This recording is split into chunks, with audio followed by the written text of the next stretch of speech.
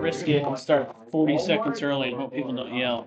Oh, Holy moly! Who let this guy in? Alumni. Celebrity appearance here. Alrighty. Are we good? Okay, we'll get started here for our Tuesday, January 27th select board meeting. We are going to call to order here at 6:29:50, and we have a quorum, and we'll begin with the Pledge of Allegiance. Pledge allegiance to the flag of the United States of America and to the republic for which it stands, one nation, under God, indivisible, with liberty and justice for all. Alrighty. Everybody is here. Do we have any amendments to the agenda? I was going to make an amendment, but I'm gonna actually talk about it, and then I'm gonna ask to put on the agenda for the next meeting, so we can have some time to talk about it. Perfect. All right, do we have any public comment? Going once, going twice? All right, no public comment. Do I have a motion to approve the meeting minutes from January 13th? Motion. Rebecca, do I have a second? I'll second. Josh, any questions or discussion? Oh, what's my hand? No, no. Okay, perfect. Get ready to vote. Any opposition? Or sorry, all in favor? Any opposition? Seeing none. All right, old business. So, Betsy, you can come on right up here. We've got Betsy here tonight, who is our HR consultant that we've been working with over the last half a year or so. And just to recap, we hired Betsy to help go through things like our employee handbook, take a look at compensation and benefits, and serve as all of our HR needs. And we have, over the last probably 4 months, been talking about each different element that's been brought up. So one of the things that was brought up was, personal days, which we've already worked through, but the last few things that we have to work through are things that have a fiscal note. So it's a discussion about retirement plan, cash in lieu of health insurance, and a proposed wage table. And so we've talked about each one of these individually. We've talked about them as a group last meeting. And then the intent for tonight's meeting is to ask Betsy any questions we need. And we're going to go section, topic by topic, get the information we need from Betsy, and then take an action, a motion or a vote, and then move to the next one so we can be kind of button all this up ahead of the budget prep season. So we'll begin with the retirement plan discussion. The discussion we've had so far is the fact that we've determined or learned that our pension system does not have an annual cost of living adjustment for after people retire. And the proposal we've been discussing is to add a cost of living adjustment to our pension plan through Maine PERS. John, last meeting you had asked about the alternate mission squared, and so if you had that question for Betsy, you could ask that again tonight, but we had kind of prefaced it in our pre-meeting meeting. So did you want to clarification on that? Yeah, on TV several months ago, you mentioned Mission Squared. And so my question is, and it sounded like a good deal watching it on television for both the town and the employee. Is it and why? Yeah, so great question. So in municipal government, the benefit of the Maine state retirement system is really crucial for a lot of people. And so, but not everybody wants Maine state retirement for a couple of different reasons. You're in a participating local district, which is a PLD district. And so the percentages or the contribution rates change every year, and they're dictated by Maine state retirement. So for example, it used to be that, younger folks that started really couldn't afford their employee percentage to contribute to the plan. And so they then offered a Mission Square, sort of a 457 plan, where if somebody didn't take Maine state retirement, the employer would contribute a percentage, and it can vary between, I've seen it 6%, 7%, right around there. And it's not a pension plan, but it's a 457B type plan. And Which is similar to a 401k. yeah, Yeah. right, which is similar to a 401k. And then they also, a lot of towns and cities offer a choice between Main State Retirement and Mission Square. If you don't take Main State Retirement, you can have Mission Square with the contribution from the employer. And then the third sort of component is a 457 plan where it's just employee funded. So it's a nice plan for people to throw additional money in, you know, pre-tax, et cetera. But there are no costs associated with that typically for the town, other than to set the plan up, which I think is like maybe $200 annually. So I would not recommend not having Main State Retirement in lieu of this Mission Square. It's usually done together so that there are employees that may decide they don't want Main State Retirement. The problem with Main State Retirement, it used to be that you could join and then get out of it at any point in time. And in 2010, the law changed, which said you have 30 days from hire to join Main State Retirement. If you don't join it, you can never join it. And if you join it, you can never get out of it. So lately, there's been another provision in the law where some towns who want to do this, there's a sort of an open enrollment provision. You folks don't have that here. So right now, the rule is, you know, you join, you know, you either join or you don't join, and you don't have an opportunity to join or leave it once that happens. So, so most towns that I work with, offer both as a choice. There are very few people who don't go with Main State Retirement because it's such a great plan, pension plan. The rates do change, you know, every year they're all dictated by Main State Retirement System, and the employer pays a percentage and the employee or contribution, and that varies year to year.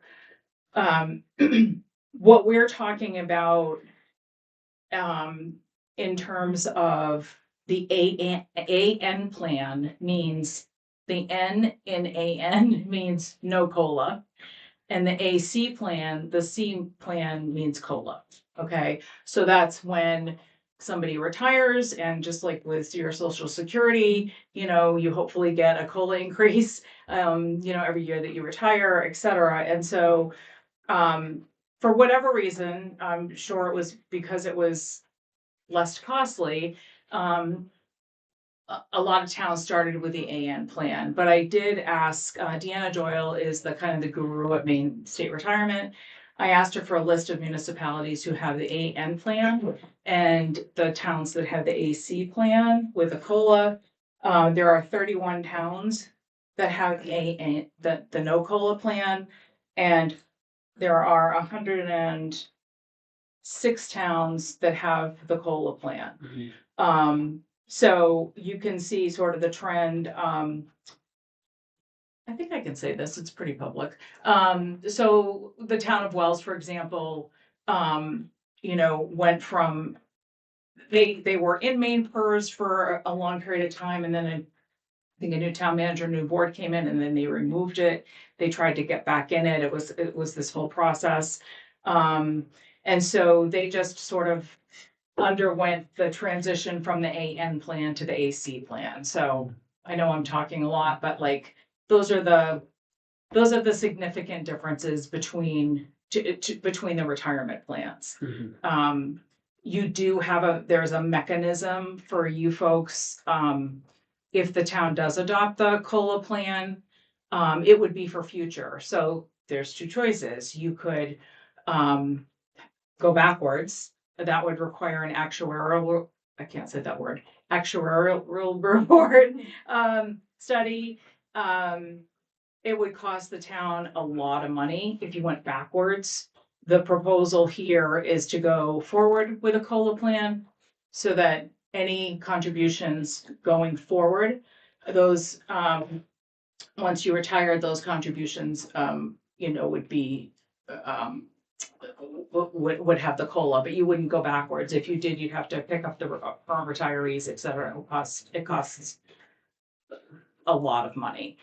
So the proposal, my recommendation, for a couple different reasons, for retention, to be able to keep your employees. You have a good group of employees here and, you know, it's always helpful to have that piece that's gonna hopefully keep somebody here and also for recruitment purposes. I can tell you right now, people are looking, if they're looking to go to another municipality and they see there's not a COLA plan, they will not come. So that's hopefully answered your question. No, Oh, not completely. okay.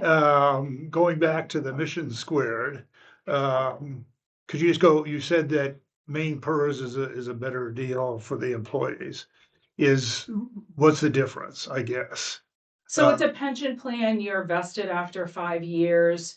And the Mission Square is more of like a, you know, a 401k, 457B, which, you know, again, sort of, you know, is managed by Mission Square, you know, through the stock market, et cetera.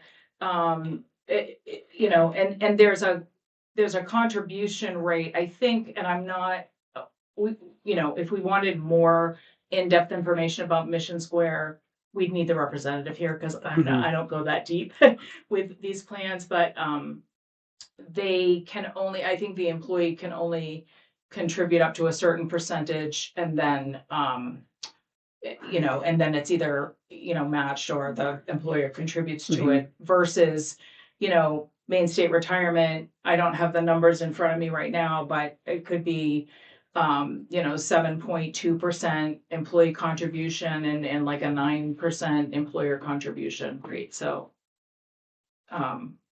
Yeah, so my understanding of Mission Squared is that it would be in addition to a pension rather than instead of, correct. because we already have a pension system set up and people are already vested in the pension.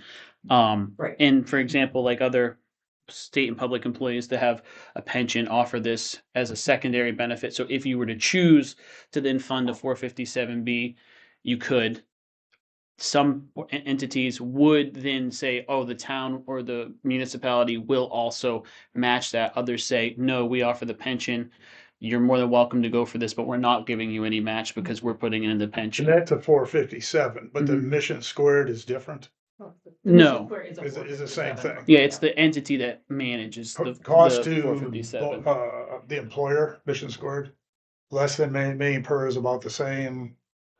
Well, Wouldn't we set it if it was a match benefit? So we would say we're offering a 457B and we're willing to match up to 6, 7, or 8%. So then we would choose. Just like in a 401k, your employer might only match 3%, or they might match 9%, you know. most of the, and again, you know, I work not at the same time, or I wouldn't be alive, but with about 60 different municipalities. And most that offer the Mission Square that I've been involved in, it's usually somewhere between 6 and 8%. Why do they go that way? Were they thinking they save money at the town level, or they just? No, thought- that's just in place of if an employee decides they don't want the pension Mhm. plan, then there's the Mission Square plan they can have. You know, sometimes people enter, you know, municipal government later in life, right? And so they may not want to contribute to Maine State Retirement. It may not be worth it for them. So they'd like a different plan. And, you know, there's, you know, I believe there's like rollover from a 401k into these plans if they come from the private sector. So it's just, it's more of a choice, and what the employee prefers. And the employer is only going to contribute or match one of them. They're not gonna do both. Main PERS, or I get that, but is there no, what you're saying, I'm trying to understand, is there a fiscal advantage to the town without to Mission Squared and not a significant Well, decrease in the employees? decreased cost and fiscal advantage are two different, aren't comparable, because if you could say, sure, we're not going to offer a pension and we're also going to offer a 457B with no match and we're going to have zero out of pocket costs for retirement, and that would be much cheaper for the town than offering benefits. But then who's going to work here? But that's not what I'm saying. Yeah. What I'm saying is we have if I'm not mistaken, we could contribute something to it, To the, to the Mission Squared. As a town, we could do that. Yeah. you percentage. absolutely could. Yeah, 60. Most people don't though, if they have Maine State Retirement and Mission. If we didn't do Main State, If- would it be cheaper to do, I guess what I'm trying to Oh, get it's at. probably cheaper for the town. I don't think you'll have very many employees stay if Okay. you don't. That, keep Maine you're State getting to my Retirement. answer. Okay, Yeah, thank yeah, you. yeah. Yeah, that's what I just said Yeah. too. Yeah. Yeah. Do we have any Can you other just questions? Oh, reiterate sorry. for the public, what is our current state? Yeah, so we currently, when people start working for the town, they have they enroll into Maine PERS, which is the Maine State Pension Program. And then the way it works is you take your, after you've been here for 5 years, you're fully vested in the pension. And then once you hit, I believe it's 25 years and you hit your retirement age, when you retire, your pension is set by your best 3 years averaged. So if you ended your career at $80,000 for the last 3 years a year, your pension would be $40,000 for the rest of your life. There's an employee contribution and an employer contribution. Where this differs from things like 401ks is it's not market tied, so it's a defined benefit pension. So while you might be choosing not to gain the benefit of the booms of the stock market, you also insulate yourself from the troughs of the stock market. So it's a very stable retirement. The challenge with our town right now is, generally speaking, that payout is 50% of your best 3 years. And then every year there is a cost of living adjustment that's set by Maine PERS. I believe this year it was 2.7 or 2.9%. And that is calculated each year based off of, a variety of factors and how the funds are being managed by Maine PERS. Our plan does not give you that cost of living adjustment. So if you were to retire in the year 2026 at 65 years old, right now, and 20 years from now at 85 years old, you would still be making the wage you retire, 50% of the wage you're retired at. And so it would not track with cost of living increase. And so, like Betsy said, it sounds like 87% of municipalities go with a cost of living adjustment. And in the municipalities that don't, there's some extenuating circumstances like union negotiated contracts in some of those municipalities, or very, very small numbers of staff. So the proposal in front of us would be to just change our plan to have a cost of living adjustment in retirement. I do have another question.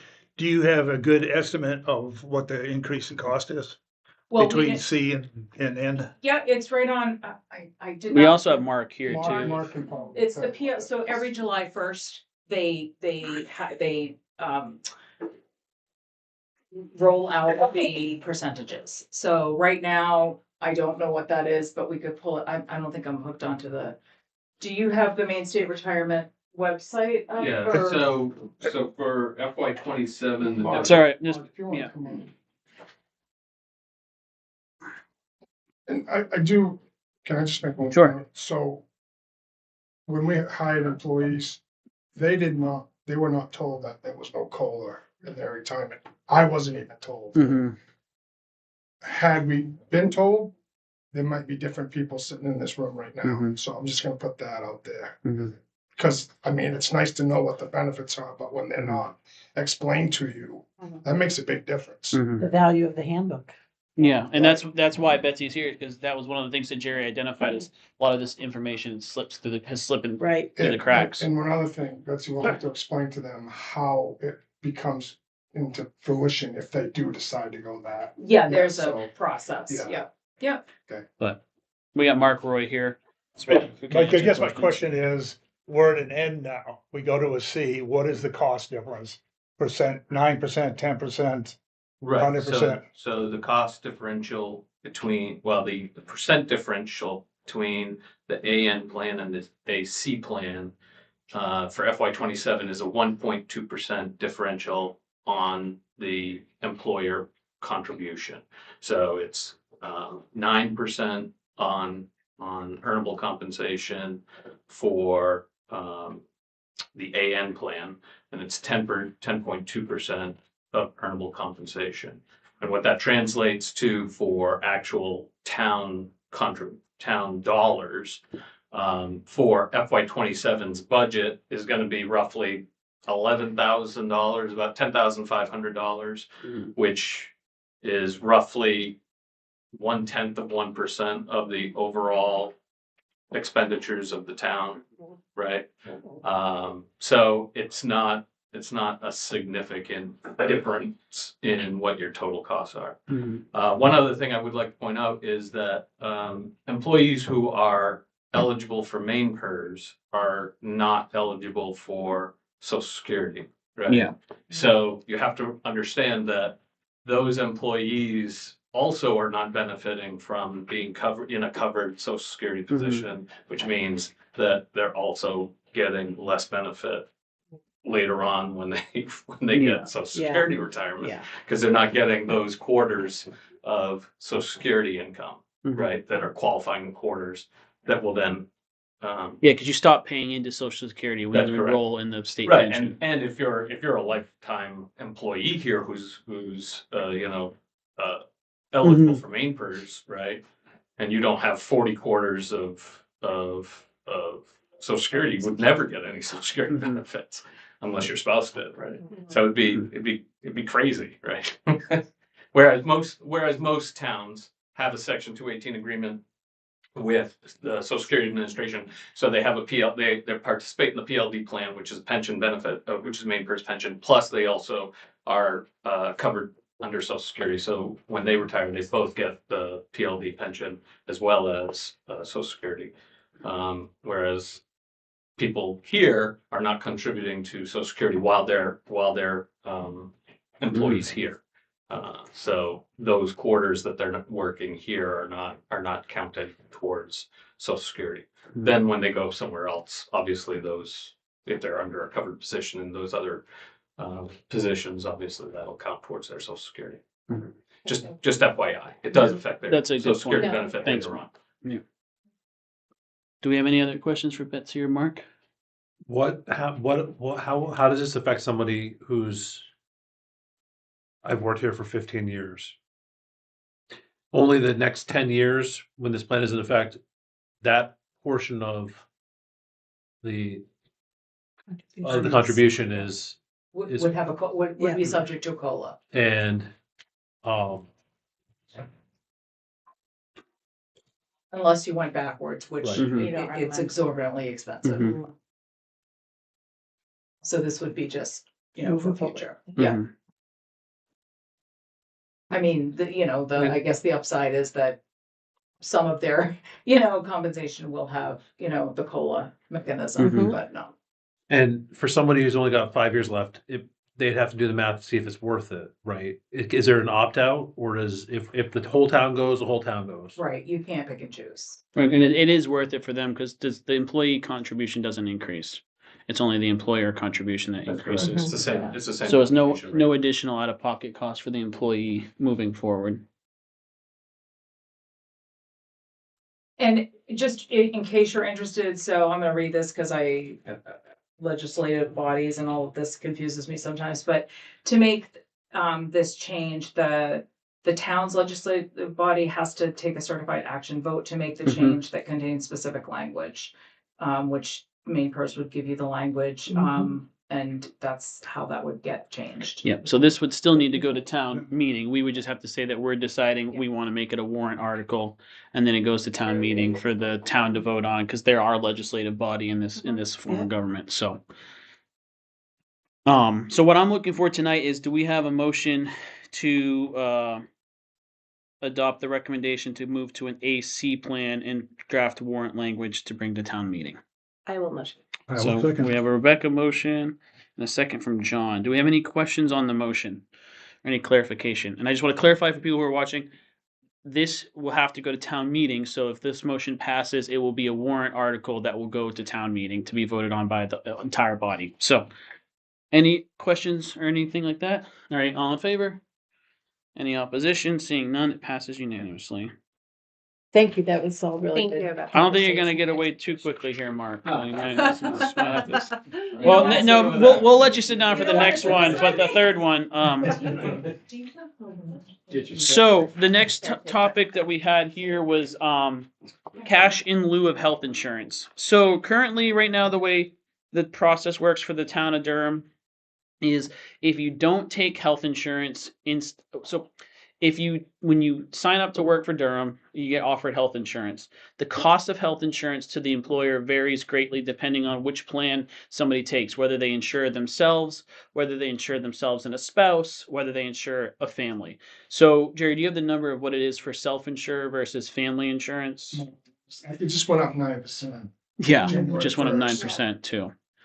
Yeah. So, what, I'm sorry, what was the? The what- town's contribution for For single self-insure, rate. single rate, and then the town's contribution for family So rate. the- We had it in a document, I just don't have it off the top of my I head. think single is close to 13,000. Sorry. Yeah, 13,000, and then family is around 27,000. Well, Mark's pulling it up right now. He'll get that to us. But essentially, when that's the cost that's incurred by the town for the benefit of offering health insurance.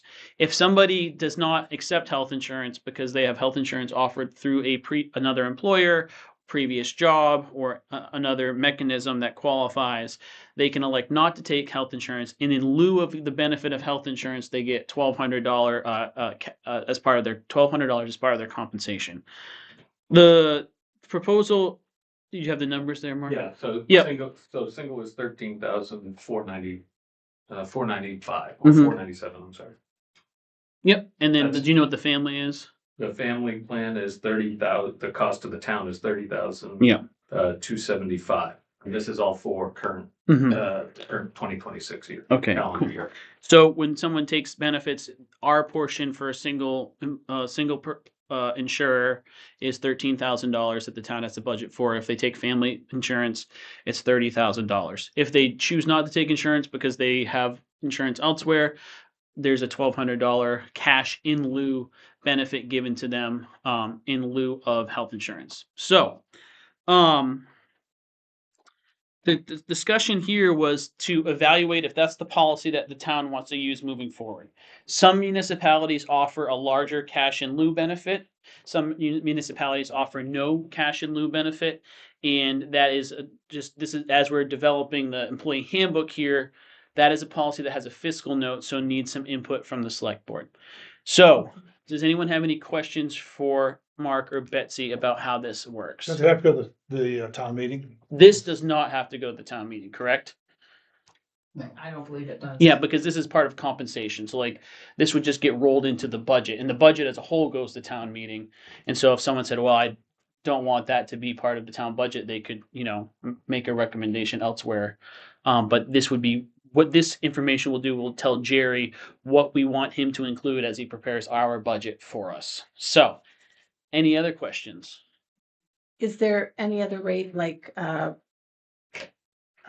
employee plus spouse? Yeah, there's just one other rate. Yeah. And it's, if you have employee plus children, right? Mhm. So there's employee, spouse and family, they're the same rate. Oh, And then employee and children is, the employer cost is $22,022 a year.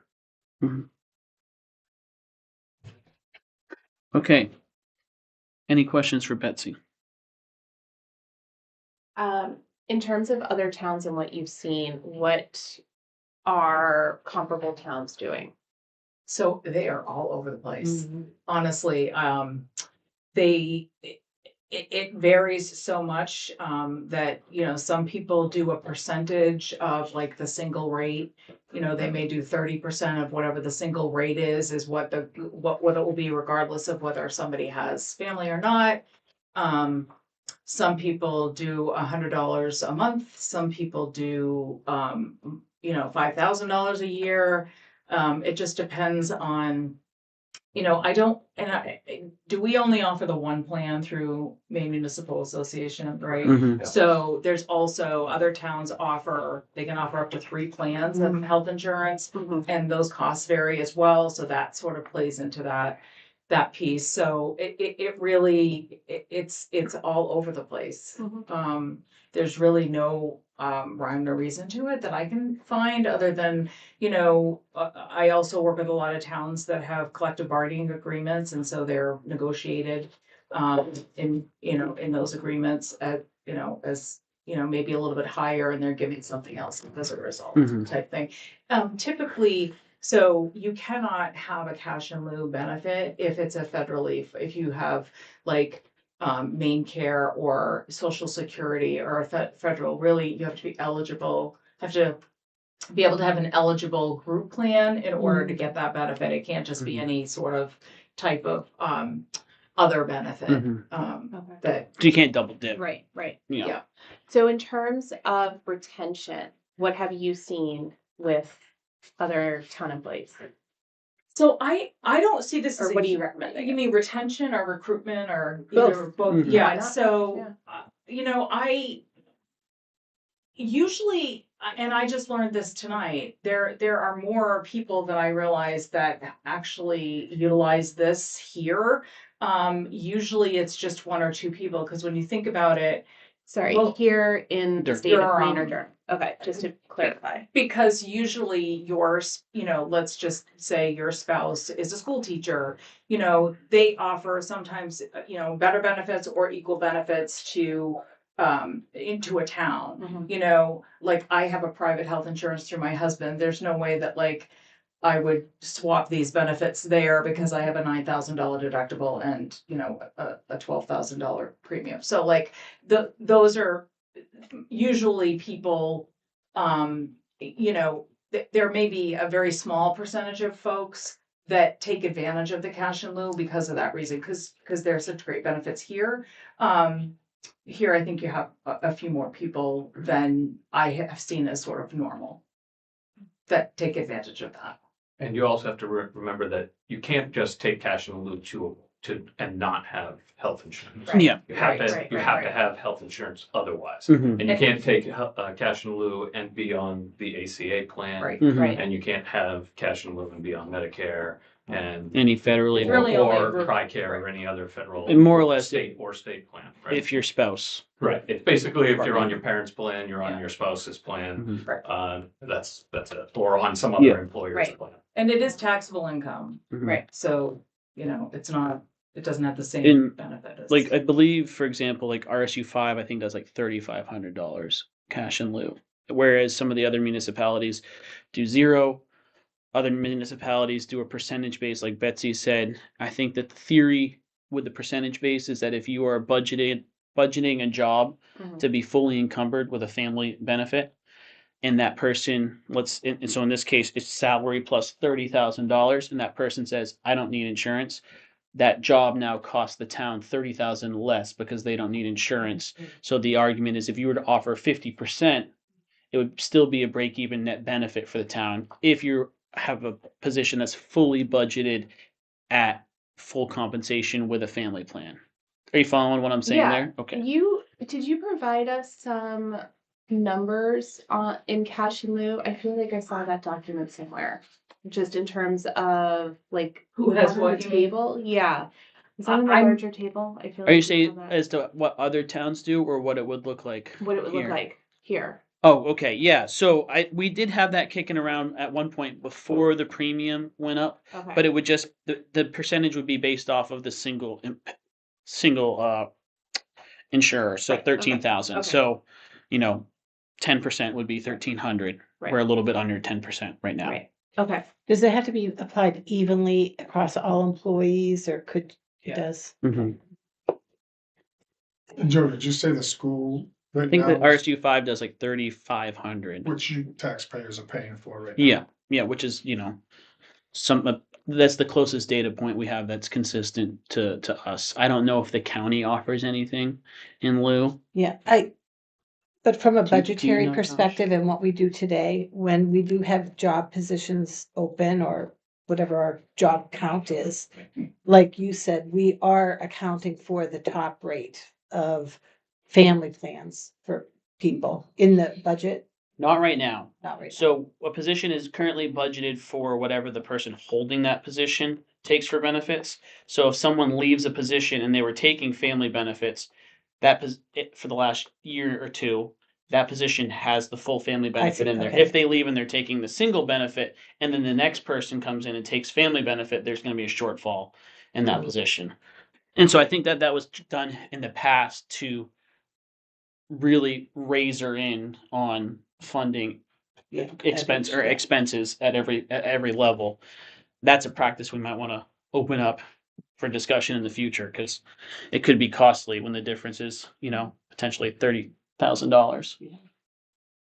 John. Why do people take pay in lieu of instead of, it would seem to me it was because their spouse has a heck of a lot better benefits, a heck of a lot cheaper benefits. So, Or equal, or equal. right. Um, Which is usually school, I hate to say it, but like school teachers, the school, MEA, their union they have great benefits. They're very comparable to town benefits. And sometimes the schools, people make that decision. They go down through like what medications are covered under my plan here, like, should I be on this plan or that plan? But it's usually those types of group or a child under 26 who can be on their parent plan. That's really the most that we see Mhm. that benefit from it. And they don't take they don't take the coverage here because is it an 80-20 split here? I can't remember. No, it's just, you mean, as far as. Who pays yeah, what percent? 80-20. Okay, Yeah. so, And right, so they'd be paying 20% of the premium and, it's really a personal decision, honestly. They Mhm. run their numbers and if their, spouse's employer has or partner's employer has better or equal to or better coverage and a cash in lieu is offered, they're gonna take the cash in lieu Mhm. because it's an added compensation for you them. started off by saying that maybe, and maybe I misread you, that maybe this wasn't the most useful tool for retention, or did I misread you? I mean, I think I think probably it may be here. It's just, it's not a huge, there's not a huge percentage of people that don't take town benefits, sort of globally. Do you see what I'm saying? Like, we don't run it like, I don't foresee people, and I haven't seen people say, I'm leaving because I'm not getting a cash in lieu. Because there are other benefits associated with it. So that's a hard question to answer. But here, about 20% of our staff Right. take it, which so- is an anomaly. Which from is, what you're which is saying. more than, right, which is more than what I see normally. So, Mhm. 20% take our insurance. In lieu. Oh, cash in in lieu, lieu, yeah. cash in lieu. Mhm. Yeah. So if you, I think, if you had an employee who, could go over to the next town and get a $5,000 cash in lieu, Mhm. but maybe they don't have as great a benefit in this area, the wage, Right, whatever right, it right. is, you've got to sort of, Yeah. figure out what the best package overall is Yeah. going to be for And- you. So it's a hard question to And answer. one data point that we don't have, for example, is what was the cost of insurance when our $1,200 policy kicked in? Was insurance for a single payer at that time $8,000, so it was a very large percentage, or was it at this point, the premiums just went up 9%. So if we don't make any adjustment, that benefit is not rising with the cost of the insurance. So that's another discussion point here is, do we want to tie it to a percentage? Do we want to have a fixed rate? Do we want to not worry about changing it and move along? These are all things that we need to discuss and decide tonight. So Has your experience told you that when towns do maybe increase the rate, I'll just use that, that actually people make decisions to move on to their other insurance so they get the Oh, cash sure. in lieu? Yeah. Because we talked about that, we could actually have a benefit coming. Mhm. someone Yeah. might Yeah. would- and it's Sure. not necessarily, like you said, it's not necessarily just a cost. Right, So if it goes up $1,000 per person, that could be a $5,000 increase. But if one person in town decides to now take cash in lieu instead of insurance and take their spouse's insurance, it's a total wash because it's a $10,000 save Mhm. on a $5,000 increase. So it's a $5,000 net benefit. So that's just the rolling of the dice, though. We don't really know what people are going to do, and it's not appropriate for us to go shake down every employee and say, "What's your No. number?" And the other sort of, and I think you alluded to it earlier, is most towns that I'm aware of, they do budget for the full cost of, because you can't anticipate who's gonna come into a next position. And, if somebody left and had a cash in lieu, and then you had somebody that needed full family coverage, Mhm. You've got to be able to Right. budget for that because you just don't know. Right. I think that's something that they're gonna talk about in the future, but, Yeah. no, I'm I think the cash in lieu is great. I think it's helpful for people. I think it saves the town money if you give them, a fair amount so that, that they're basically saving you money. I know we're gonna get to talking about the wages and to me, that's critical. We do have a reset that we're gonna talk about and wages are gonna go up fairly, significantly and that's where you're gonna have to decide. Do you wanna put some more money into cash in lieu or, can you do it? I mean, I'm certainly not, I'm not opposed to it. I'm just saying it's one of those things where Durham happens to have a lot more people that take advantage of that benefit. And so it's something to consider. How many? You said 20%, but how No, many? 5 staff members. 5? We have 25 staff, right? 13 So sorry, not 25 staff. Wow. So it's more, full-timers. it's more like 40%. So, yeah. Let me do some mad math. Yeah, so it's 38.5%. So, all right. Do we have any questions? Any additional questions? Does anyone have a motion or want to bring up a point of discussion that could lead into a motion? So we're gonna discuss it after the motion? Yeah. I mean, my issue is with this is, I'm not sure it's gonna be the cost saver, because of the number of people we have, so I don't mind keeping this idea going forward. But I wanna see what the overall budget looks like before I would make a decision, so. So this decision will impact the like we can't draft the budget until we know what the But desired you expense. can draft a budget with it and a budget without it, so you're saying you can't do it, I don't think is accurate. It's just, you So- do. We two would have to separate give Jerry that spreadsheets. direction then to say draft 2 budgets. So my understanding is that what Betsy was saying, you are best equipped if you budget for the family amount though. Mhm. So how does that bother this? Well, I think that we need to. Sorry, go ahead. We're not gonna- I wouldn't recommend budgeting a family amount for every single position. Yeah. No, we're not. But for vacancies, That it would would For be. vacancies? yeah. okay. Just for vacancies. Correct. Yeah, because right now, if we were to budget family amount Right. back budget and then no one takes it, we have a surplus, unnecessary surplus on that, I am struggling with, since we're discussing it now, is how many people we will get or retain with increasing this. How many people are actually gonna move off their spouses? I mean, to me, it's not, there's not the bang for the buck for another $26,000. That's the difference between 1,500 and whatever, so. So do you want to make a motion to keep it at 1,200? Yeah. Okay, is there a second to that motion? I'll second. Josh? All right, now we go into discussion. So I think that- yeah, repeating my discussion, I just don't think the bang for the buck is there. And it's 5 out of how many? 13. And not that those, that we shouldn't reward those 5, but I think we just gave a COLA increase. We're gonna have to talk seriously about wage scale increases. So to me, there's not the bang for the buck because I'm not convinced how many of those 5 people will leave us because they didn't get the $6,000 or whatever. yeah. Just I mean, brief it's one point of- factor. Brief point of clarification, we did not give a COLA increase. We are gonna ask the town to consider a Yeah, thank COLA you. on retirement. Thank So there's been no adjustment to salaries at this point. Thank you. So that's why I'm in favor of not increasing. Any other discussion? I think it should be increased at least by that. How long have we had it at 1,200?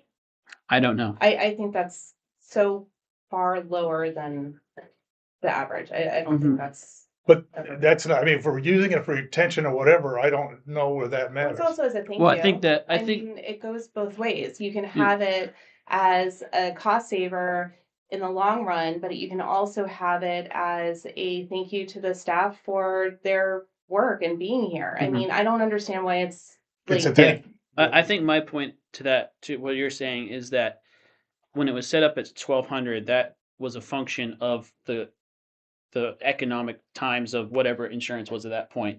So if we're just maintaining a break even, and the employee contribution has gone up 9% to their health insurance, or not employee contribution, that's the employer contribution, correct? The 9% increase? 9% is Total. total. Total, right, so if the cost of the benefit is increasing, is there merit to at least say the cost of this benefit should track with that by a similar function?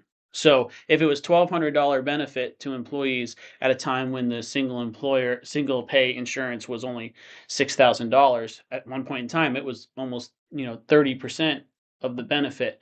If the cost of health insurance has continued to rise, but this benefit hasn't tracked with it, there's a gap being built there, and I think that that's what you're getting at. Well, a couple of thoughts. One is it's a reward for 5 people. I think we should also stop Mhm. referencing the number of people, just to put it out there, Mhm. because it's not really appropriate for us to call that out. I think it is in this case. With the benefit is good. If we're gonna talk about, we're talking about retention and Well, 40% of the staff is 5 and Well, 30%. 38.5%. So almost Okay. 40% of staff is not insignificant. okay, well, I mean, I guess again, we did it. I just don't see this as somebody's gonna leave us or not come to us over this issue.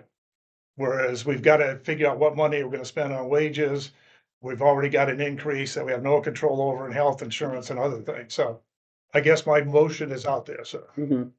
Any other discussion for John?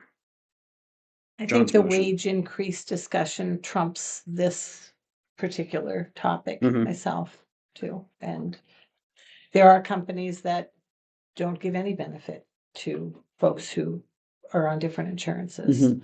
Um, And there's certain municipalities that don't do any Mhm. benefit either. Yeah. So I think I'm steering towards. Yeah. John's.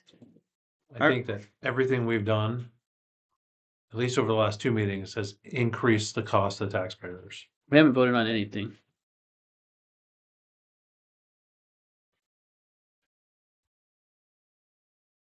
So that just for the clarification there. But I think we're talking about and proposing increases to the taxpayers. Mhm. And some of this stuff gets lost in the budget. I mean, when you look at the budget line for personnel, it's gonna be a tough one to do. So How does it get lost? you got one big number. But it tells you personnel and salaries, and Yeah, but it's not gonna say, COLA, it's not gonna say this, so. I mean, I'm ready to vote this. All right, so do we have a motion to keep it at $1,200? Is all in favor of that motion? Any opposition? So, did you get the votes there? Just okay, cool. Yep. All righty. So moving on to our next item, wage table. So this is the big item for discussion here. A lot of time and effort has gone into this. Caveat this for everyone watching. This is an adjustment that has not taken place in our municipality for a very long time. And so Betsy can explain a little bit here, but generally speaking, in municipal, state, federal governments, you establish a wage table. So then you know what your expenses per position, you know what it increases to each year, and it's a pretty standard practice. In the federal system, it's a GS system. In the state system, it's all transparent, and you can go look at it as well. So we had asked Jerry to work with Betsy to develop a wage table for each job classification we have. And generally speaking, wage tables have somewhere between 7 and 9 steps. And so this wage table has 8 steps. And this is a wage table that's representative of the jobs that we have here and the salary that the town wants to consider offering for those jobs, understanding that a lot of our positions were compensated far less than surrounding communities. So a note on municipal funding and on municipal pay. Generally speaking, your municipalities, your state governments, your federal governments, they are not going to be beating the private sector for comparable work because you are offered other benefits in lieu of that. And so this is taking that into consideration. So if you look at things like mechanics, that number is probably lower than what a mechanic can get at a private shop, but this is in line with what the Jerry and our HR consultant have felt is representative of the job and the region. So do we have any questions? for Betsy or Mark, because there's a fiscal note here, so. I guess there's obviously a cost increase. I think right now we're not paying, I would assume, maybe I'm wrong, a truck driver, just pick that one first, it's at the top there, $25 an hour. So we're gonna pay them more than that. So at the end of the day, how much more if we vote on it? This does not go to the town meeting. Yeah, no, this is something where if we adopt this, we'll direct Jerry to budget this year with this in mind. And then if we don't like what the budget looks like, then we can make adjustments on the budget as a whole. But this wage table itself does not get held up and voted on at town meeting. Do we have a feeling for, because I think at the last meeting, it was brought up that Josh, you and Jerry had talked about putting people against levels now or costs and coming up with a ballpark Yeah. figure. Do we know how much that would be versus, I guess I'm reluctant to and I vote for something that is going to lock us in to spend a lot more money down the road without knowing how much that lot more money is. So I do know that Jerry had gone through with Betsy and looked at with our current staff makeup, years of experience, those sorts of things, where each person would come here, and did come up with a rough figure of what that would be for an impact year this year to make the correction. And do you have that figure off the top of your head? Was it Mark about 100 and Yeah, I think I wrote it down somewhere too. to the budget. we have like one position's vacant. Yeah. I don't know where that's gonna fall on the wage table. Yeah. So I If don't. you're just, if I you're mean, just we're asking gonna- about, if we're you're just asking about the wage and the wage compared to last year's budget, Mhm. compared to this year's budget. Using this wage table. Or the preliminary budget, I can bring that up. We had talked Yeah. about being around the $160,000. I recall it being somewhere around there. Yeah, a little less though, I think.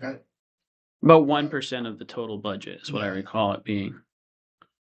So this would be about 60,000. 160. 160, yeah. I was happy for a second. Yeah, which, and this is a big chunk here. But this is a can that's been kicked down the road for years. And we're seeing it here because we are understaffed in critical departments during the winter time. We have staff that are running ragged. We have positions that we can't fill. We have vacancies and we have people leaving really quickly after getting the job to go take more money elsewhere. And so I know I sound like a broken record with this, but there's a fiscal impact to spending money. There's a fiscal and a policy impact to not spending money too. So at some point in time, if you don't have enough of a appropriate wage and you don't have enough plow truck drivers, the roads stop getting plowed, car accidents start happening. If no one signed up to do a firefighter shift, there's no one there's fewer people to respond. So it's not a zero impact by not voting to make the adjustment. And never makes anyone popular when they got to be the one who is leading the board that makes a salary adjustment after over a decade of it not getting taken care of. So I understand that that's a hard pill to swallow too. So If it's helpful, this is happening across the board. There are resets. There have been towns that I've dealt with in the last couple of years where they never increased anybody's salary for years. And then, then all of a sudden we have problems of people staying.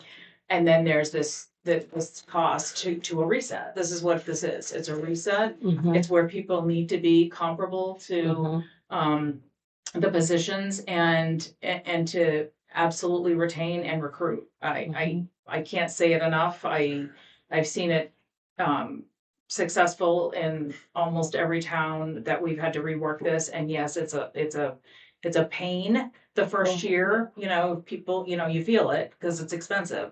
But when you reset and you keep up with it, then you're good. And to that point, the initial reset is large, but then after that, the adjustment is either 4% if someone is early in their career, or cost of living adjustment, which has roughly been around 2.7 to 3.2% if they're later in their career. So this isn't a $160,000 adjustment year to year. Right. This is getting us in line with where we're supposed to be as you can see on the packet, generally speaking, you lock your wage table in for 8 years, and then every 3 years or so, you evaluate it to say, what sort of inflationary period are we in? Does 4% still adequately capture the adjustment for inflation, cost of living? If not, you can sit there and reevaluate. If you're in a union situation, that's where the union would come in and negotiate that. But this is what it would look like moving forward. So, any questions for Betsy? Do you see, my son is a policeman in York County, and they were the lowest paid force in York County. And then they got a pay raise in July, and they went up to the middle high. Yep. Now they're back to almost one of the lowest paid police forces in York County. Yet they piggyback. And It's- yeah, so other towns have said, this town got that. Do they raise their raise? They doing the same thing we're gonna do, cause it's all seems to be about competing for Absolutely. people. And so if we raise, I guess what I'm saying is this is not necessarily the final solution, because we're gonna raise them. Maybe we're gonna be comparable to others, but those others are gonna say, man, I'm losing to Durham. I typically see, so I do a lot of union negotiations with police and fire, okay? Police and fire are a little bit of an unknown, because they're the ones that really do, move around for those purposes. And that what I consider the non-union folks, I don't see that as much. And I think, because of the public safety aspect of it, that's what's happening, as people are desperate, to have people protect their towns. And so they're leapfrogging over each other. This has been happening for the last really 4 or 5 years, where it's tough to keep up. Some of the negotiated contracts will have a stipulation in there that all the surrounding towns, they can never be below the 75th percentile or whatever, but that's usually very focused on police and fire. I think these are good numbers. Now, the other thing is, we look at job descriptions, it's hard to compare apples to apples in municipal government, because people wear so many different hats. And so you can't just look at, one position and just compare it with the other. So we looked, through the job descriptions, what the requirements were, and came up with what we think is a really fair, and equitable situation, for folks. And they are gonna, depending on where they're placed, most, if not all, I think, Jerry, are all gonna get some fairly significant pay increases this first, year. And also this is what we'll use for a lateral transfer. If you don't know what that means, it just means that, if a town clerk has 10 years experience in another community, and they, come over here, our town clerk leaves and they come over here, we're not going to start them at, year one. We're going to base it on their years of experience within the municipality for that particular position as well. So it's set up for success for both retention and recruitment. And I think one thing to note here too is employment in public agencies is very, very different than in private sector. Jerry says it all the time. We don't make widgets. We don't make baubles. We don't sell anything. We provide a service to the community. And so it's all a cost to the community for those services. So generally speaking, that's why you see in your public sector jobs, the wage for the job is determined, and then that's the wage. It doesn't matter if you're the Charlie Daniels of a torque wrench, you're getting paid the same as a mechanic than if you're 8 years in and just coming in and turning gears and doing your job. So there is not space in this for these big merit increases for you're better at doing your job as a truck driver than this truck driver, so you get more money. This is the rate for truck driving. Here's your job. And that's very different than what some people might have for experience in the public sector, where if you're a better salesperson, you might get paid more than the other salesperson. So this is different, which I understand, but it's also very transparent, both for the town both for the manager and both for the staff and people who are inquiring to work here. Oftentimes, these sorts of things live on a web page. People can understand what those costs are, and it helps us extrapolate much easier. And one of the big things we've talked about a lot during the previous 2 or 3 budget cycles that I've been part of is figuring out what next year is going to look like. Well, this helps us take that kind of out of play, because we know what next year is going to look like, with the exception of if someone leaves and someone new comes in or whatever. So I like the looks of this wage table. MMA has a lot of resources on compensation of employees at other municipalities, which I've dove into. This seems like it's putting us in the low middle. So definitely not the upper half of compensation, but bringing us more towards a competitive rate. So I will make a motion to adopt this wage table as presented and have Jerry prepare our budget with that in mind. Do I have a second? Rebecca, do we have any additional questions Yes, or discussion? if this gets approved tonight, this becomes what we plan for the budget. That's what we're gonna have Jerry work into the Got it. budget. Yep. And so then if we don't like the look of the budget, we can come in and say, all right, how are we making up the difference here? If we want to try to absorb this entire cost without putting much of a cost over to the taxpayers or that sort of thing. So that's where we can pull out our pencil when the budget gets to us too. But, so we've got it, but this is locked in. I guess Mhm. if it's voted in tonight, this is locked in. So Yeah. if we come in with an extremely high budget, which we've been talking about with health costs and a whole bunch of other stuff, Mhm. we're not cutting from salaries. We can't alter this. We're cutting from, and as I said multiple times, there's only 3 or 4 things you can take in. Getting $160,000 out is gonna impact some other stuff. So that was my question. Mhm. So this locks us in to these wages. Yeah, and I think that we can we can absorb that just in debt services coming off that we've had in the past. I think we could also tighten our pencil a little bit on paving estimates, and we could also look at revenues too, estimating revenues, and then and some other things. So I think that we have the tools in the toolbox to make it work here. So I do think, we got an email today from somebody who said, we're not Cumberland County, but we kind of are, right? Like I said last meeting, of the 16 counties in Maine, we were the only county, the highest home sale in Anscombe County was in Durham. And of the 16 counties, was the only highest home sale in a county that wasn't on a mountain or near a ski mountain, or wasn't on a body of water or overlooking a body of water, Mhm. right?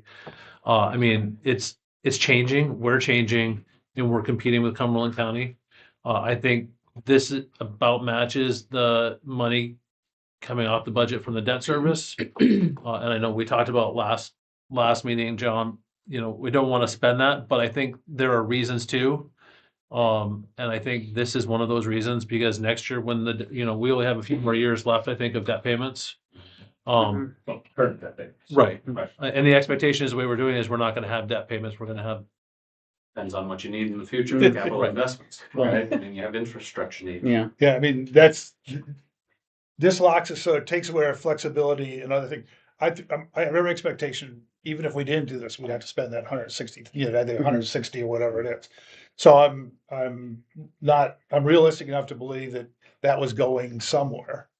But now it's not, if we approve this tonight, it's no longer available because it's gonna go towards this, Mhm.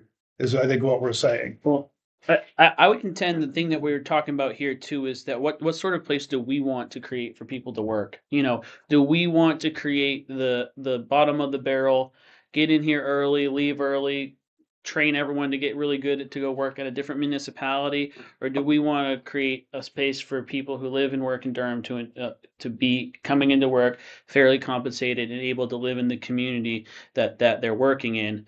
And to Josh's point, I know that we are not Cumberland County. We aren't. But we're 20 minutes from the 2 biggest metropolitan areas in the state, and we can pretend that we're not competing with those, but we are. 20 minutes to Auburn, 25 minutes to Portland.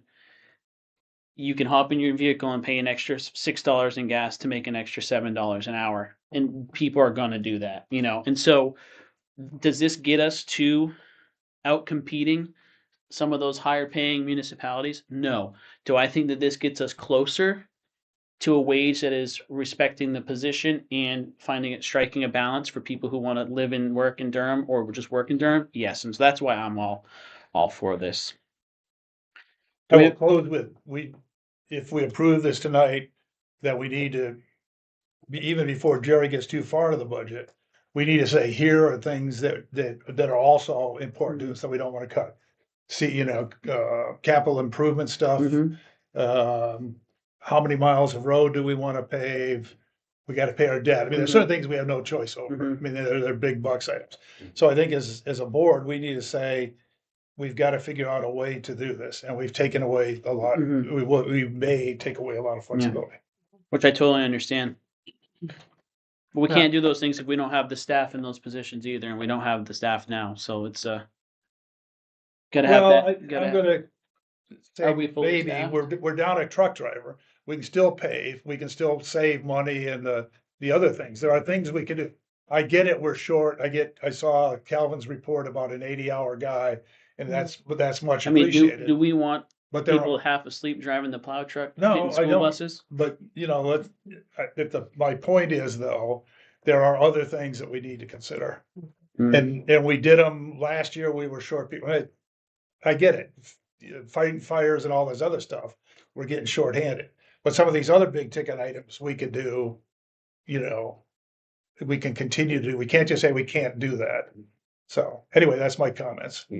We can't deliver asphalt if we don't have a truck driver either. Well- So, do we have any other comments or questions on the motion? I'd like to make a couple comments. First off, the work that was put into making this wage table, thank you. I think we really did ourselves a disservice by not having a wage strategy documented and understood. So this is really good, and we've talked about that before. I'm in favor of this. I think, I understand the expenses, but paying our people who serve the residents a good wage, competitive rate wage to the extent we can is a good thing. I agree with you, trying to find how to cover it and make all the pieces match so we can minimize the tax impact or the tax burden to the residents is key, but this is a good use of tax dollars, paying people who support the community. So I'm in favor. All right, Jerry, did you have a comment? Yeah, I just wanna point out that Public Works, has not been fully staffed since June. So that's a pretty important point. Mhm. And these prices or these hourly rates in here. This past summer, your truck drivers in there that were there 6 or 7 years are making like $22 an hour. So when you've been doing this a while, there's this adage, there's this saying, when you go cheap, it's really expensive. Mhm. And I think that's where you're finding this board having to deal with previous administrations maybe not keeping up with wages. And now we're trying to, well, this board is now trying to grapple with that and try to get that. But when you talk about recruitment, we've had a really, really hard time recruiting public works folks. And, I'm not gonna get into all kinds of details, but when you can't pass a background check, those are the types of folks that you're recruiting because of the money that you're offering. So I just leave that up there, where they're struggling. And to expect them to work 80 hours all the time, that's gonna just turn into a liability for the Mhm. town. You think Right. this is expensive? Wait till something that happens bad out there, then you'll be like, why didn't we do this at a time? So I'll just leave it at that. I appreciate that insight, Jerry. No one wants to be the one that bites the bullet on a big expense. Reset, But I think that what we've shown here, this is, I think, the 4th or 5th meeting we've worked on it. What we've shown here is that we've gone through all the steps to try to make sure that this is the most reasonable and fiscally responsible we can be. At the end of the day, it's our responsibility to represent our constituents and look out for the town and make sure it's providing the services people have asked us to provide. And this is what I believe is the cost of providing those services. So the motion is to accept the budget or accept the wage table as presented. And we had a second on that. Any other questions or comments? All in favor? Any opposition? Seeing none, passes unanimously. Like Deb said, to everyone here, thank you so much. This was a colossal effort to pull together. And it's one of those efforts that every eyeball in town is watching. So it's definitely, we understand that people are feeling the pressure there, but we appreciate you doing this and bringing it to us so we can adopt it as part of our budget and roll it into future planning. All right. We can relinquish Betsy and Mark here unless people have additional questions for them. Not for them, the fire, last time we talked about, fire guys, is that Thank you something very we're much. gonna see? Yeah, chief has a schedule. It's not gonna look like the same table that you're seeing here, but we can bring it in. Well, it doesn't have to be today, I know we got lots to cover, but I guess, I think Chief's gonna bring that as part, so I think that he heard that, did you hear that loud and clear from us last meeting that we wanted that Yeah. you and Chief brought to bring an option to us? Okay. As long as we're on, because that's one thing we wanna make sure we're doing good of is setting the expectation, of what we wanna see in that. And so that's a good point, John. Thank you for you're welcome. reiterating it. Alrighty, new business. Thank you for everyone for sticking around so long. I know you weren't this interested in wage tables. But our solid waste committee is going to provide an update here to the select board, and then we're going to go into discussion as pay as you throw program for trash pickup. So let the solid waste committee come on up. All right. I'm gonna read this verbatim, so I. Alrighty, thank you. You already. And we know you both, but we need you to give us your name and in your role so we can get you on camera and on microphone here. Yep, Juliet Kaplinger, 1457 Royalsboro Road. I am serving right now as the capacity of the chair of the solid waste. Awesome. I'm Catherine Curtis. I'm at 56 Brianna Drive, and I am the vice chair of the solid waste committee. Awesome, thank you. Alrighty. Doing a great job. Yeah, we're excited to hear from you all. As folks know, we've kind of asked the solid waste committee to go through and make some recommendations because we're moving to a automated trash pickup, and there's some implications for that, which we're going to learn a little bit more about today. And the solid waste committee is providing us with a recommendation on things we should consider as we make this change as part of our trash pickup. So, Juliet and Catherine, I'll give you all the floor. All right. So we were asked by the town manager to provide our recommendations on tags, the pay-as-you-throw program, and absorbing solid waste costs through taxes. We submitted the following recommendations via email to the town manager on December 9th, 2025. We were then asked to come present our recommendations at this meeting, which we are doing. And Catherine mentioned that I'm going to be reading the email verbatim. It's actually, I'm going to not read the beginning of it. I'm going to get right into the recommendations. So we strongly feel that absorbing the cost with solid waste should not be absorbed by tax revenue alone. So that's a big piece of this. These are our following recommendations. Initiate the pay-as-you-throw program with colored bags. We are making this recommendation with or without AI technology to start. We don't have the data on the AI cost yet, but we did want to mention that it's an option. Recommendation to obtain 64-gallon containers for both trash and recycling, with the option for a 48-gallon container upon request of the resident, so they can go. I'm just gonna clarify that Talia from Waste Management came and sat with us. Okay, awesome. So we had a really productive meeting with them, and so some of this is based on information we got from her that we've Yeah. Awesome. Thank you so much. We also recommend a start date of the automatic trash pickup of April 1st, 2026. No earlier than April 1st, 2026 versus March 2026, which I think is the current timeline, unless that has changed. Not sure. This is again, now that we sent in December. Is that something we have control over, or is that Casella? Pretty much Casella. During the meeting, Casella said that they could work with we're the first town. Casella is transitioning this year, and they could accommodate us in April. We just thought because of snow and. They did say it wasn't a firm date. March is not firm. Okay. So pushing it out to April would give the town more time to complete important things that need to be done before the process is initiated, such as educating citizens, obtaining containers from Casella, and confirming that Casella and citizens understand the proposed pickup route. We also are recommending that the town evaluates the AI technology that Casella has, which we could use to, one, make sure that citizens are using the correct colored bags if we use the pay-as-you-throw program, and also to make sure that citizens are not throwing trash into the recycling bin.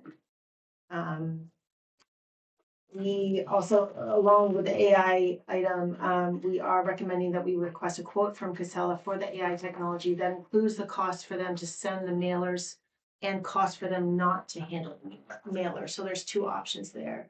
Casella can control the mailers, or they don't have to. By mailers, do you mean outreach? Yes. Okay, on the Yes. program? Do Yes. they provide a price if they handle it? I think they can. I don't know if we heard that from them though. Did we? No. I think they Mhm. can provide the town with that. We can explore this too. Yeah. Another recommendation is to request a quote from Waste Zero to complete manual spot checks during the year. Waste Zero is the company that's going to procure, if we do it, the colored bags. Mhm. I already mentioned that Waste Zero followed, and you can clarify this too, but they followed the truck in Falmouth. And they actually spot checked, Mhm. and they found like a 90% compliance. Oh, cool. So AI or not, people seem to be compliant with the Mhm. bins. Mhm. So With that's, the bins and the bags, or just the bins? so they said compliance, so Mhm. it was with the program in the Okay. totality. Okay. We also recommend that we discuss with Waste Zero the cost of the bags and then decide what to charge citizens per the bag, Mhm. depending on what the cost is. And then the last thing, it's not really a recommendation, but just a point that, from the committee, we felt a heightened sense of urgency to communicate to the residents this Mhm. upcoming change in program. We recommended again early December, a press release with a notice of upcoming changes. Regarding the trash pickup changes to go out immediately, and I think that has been completed, I see in the press release, so. And then there's some more talking points here, if it's okay if I read this? Yeah, absolutely. Okay. We asked Talia, who, as Catherine mentioned, she was the contact that we have with Casella, to provide the town with a quote for the AI technology. She indicated that it would take 2 to 3 weeks to complete this quote. I don't know if we wrap that up or we have to ask first Okay. and then 2 to 3 weeks. I don't think we've started that. We haven't initiated that, have we? We sent an email last week asking for a meeting. Okay. Talia. Okay. Perfect.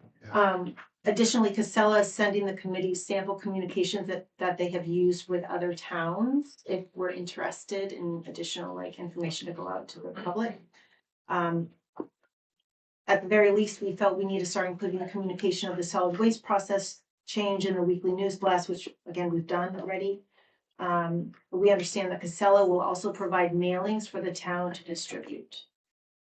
Casella is completing a road evaluation and will be done by the end of December. I'm not sure if that was complete. The road evaluation will help inform Casella on the routes that they need to take, including which private roads they will service. The town and Casella will then need to communicate the route with citizens. Casella is also reviewing their current route concerns, such as citizens having to cross Route 136 to put their trash bins on the opposite side of the highway. We've heard from Talia that really that should not be going on. But I haven't heard back from her yet on that. I don't know, we kind of thought that maybe it was folks just started doing it and that's what happened. But that wasn't their intent, was for people to put trash across the street. Well, so that would imply that they'd have to drive up and down each street twice. They had to change the routes Yeah. no matter what. Yeah, because I'm like playing Frogger every time I cross 125 to put my trash Well, out with that's a not- blind hill. And, That's not, yeah. they didn't want that to be Yeah. the case. So she was surprised that people were Huh. crossing 136. They told me not to, and then 2 weeks later told me I had to. Mhm. Well, that might. Well, we know you have a special relationship with the trash pickup or lack thereof. I Honestly, should don't say. believe a word that comes out of any of their mouths. So. Can we designate the roads? I mean, there's 125, 136, 9. maybe. I think small. I think that's a discussion we can have Yeah. with Casella for Yeah. sure. The big ones, you know. She was very open to changing the routes, the current routes, Yeah. because she was not in favor of anybody on 136 or 125 putting their trash on the other side of the road. Mhm. It's not gonna work with the bigger bins anyway. Well, it kind of be nice to know what the extra cost is too. I mean, we may still do it, but I can't imagine there's not an extra You cost need to go Mhm. back. to do Yeah. this. Well, I Mhm. think it's already part of the contract though. Mhm. That'd be I don't nice. speak for the Yeah. contract, but I don't think it's gonna cost us any more money to have them redo the route. That'd be Yeah, very nice. that'd be really nice. Yeah. But again, Casella said that they were doing this road evaluation Mhm. in advance of this upcoming change. Mhm. So I don't know the status of it. You might want to find that out. Yeah. Yeah. Yeah, we'll get that answer. Okay. The pay-as-you-throw program would provide a revenue stream for the town and would continue to incentivize recycling as our current tax system does right now. The revenue obtained from the pay-as-you-throw program could be used to offset solid waste costs to the town and citizens, as well as potentially the AI technology costs that we mentioned before. Talia indicated that bags would need to be purchased from Lucera. We talked about that. We felt it best to not use the town logo on the bags, as this would just increase the cost of bags. So you don't really, we just need the color of the bank details on them. That would increase the cost. We recommended a color, not a color that Brunswick or North Yarmouth uses, because just to avoid people buying the wrong bag. Yeah.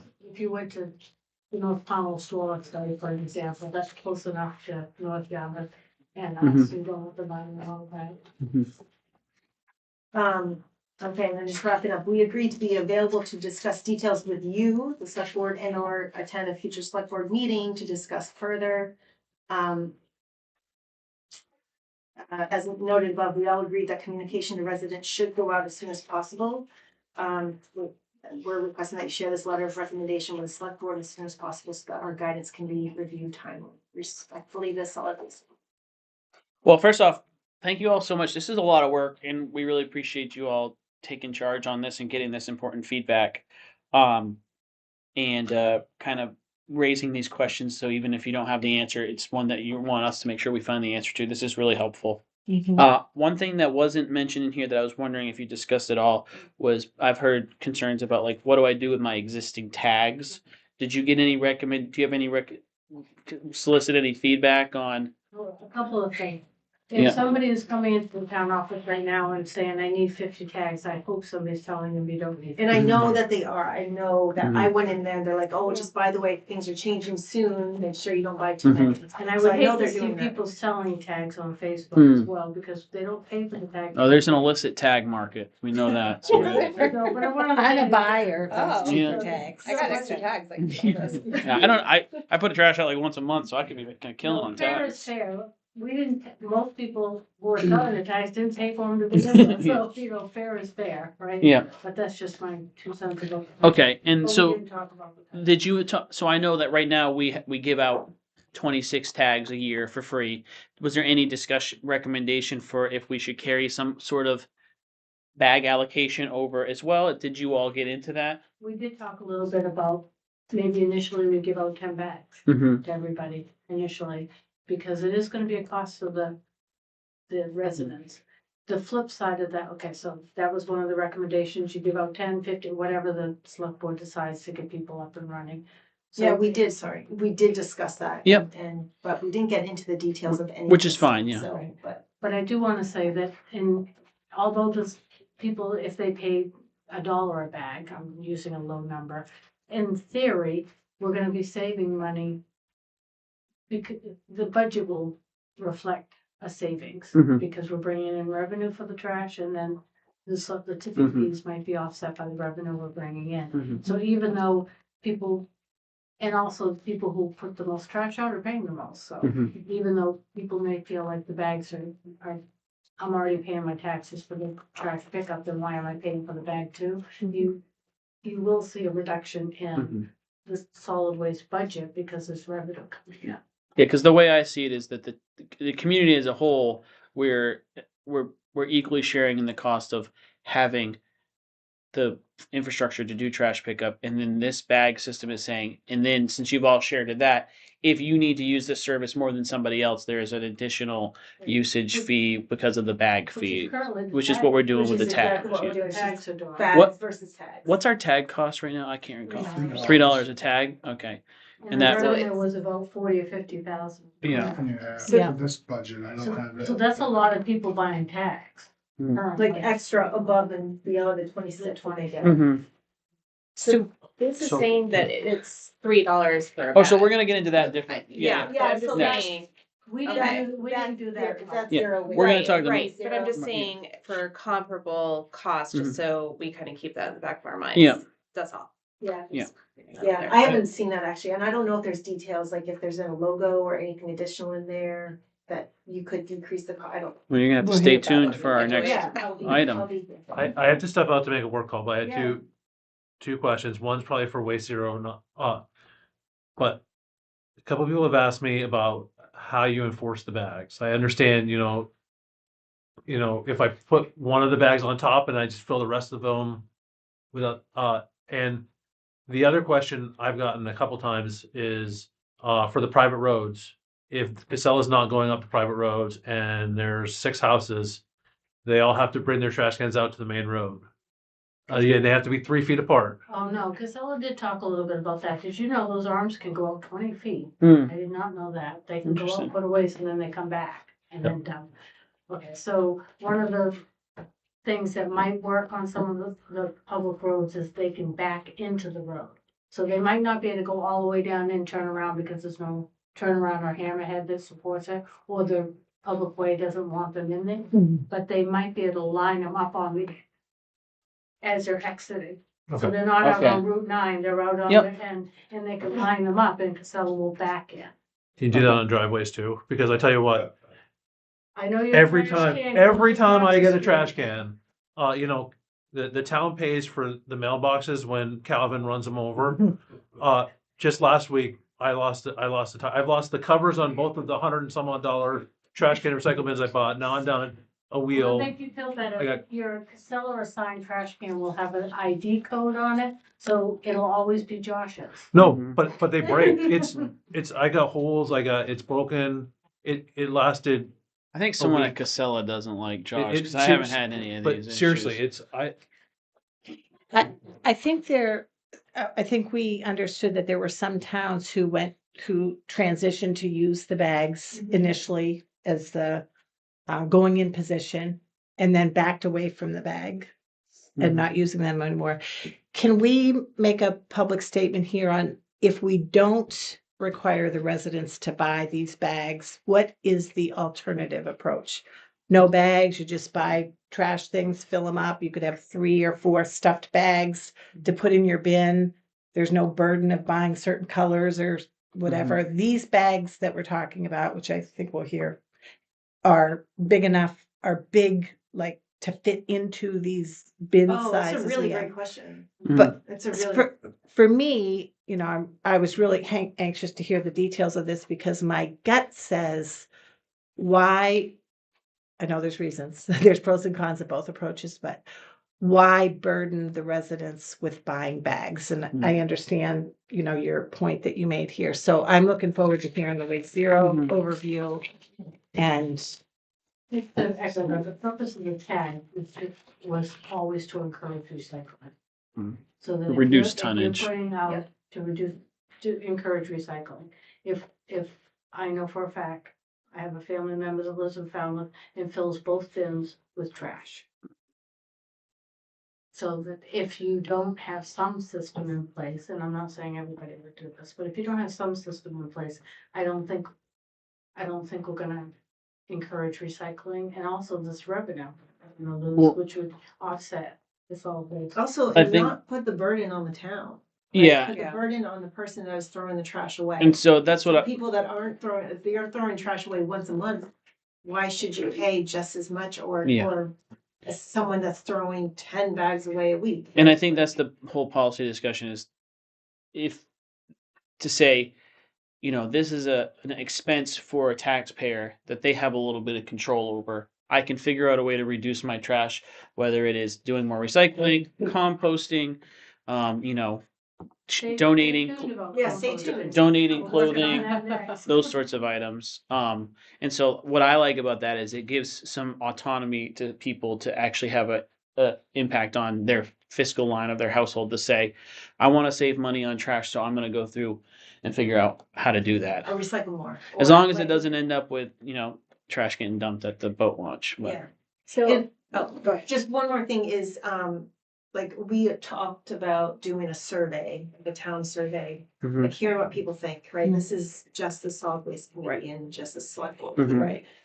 But because of the timeline here, we don't have much time. Yeah. So, but we thought that was a good idea, if we had time, to Mhm. really talk to the citizens and hear what folks think, because this is a big. It's a big thing. It's really big. Yeah. Yeah. Sorry. Great. So Right. just to be clear for anyone who's listening, with the new trash containers and the recycling containers, that is provided by Casella. Correct. We are not, residents are not paying for it. Correct. I just want to be It's with very Mhm. clear contract. about that. It's Yeah. with it, it's built into the contract. Right. Yep. What No, you no, no, do but- get to choose is the size of the containers. Mhm. Right. Did But it can be flexible.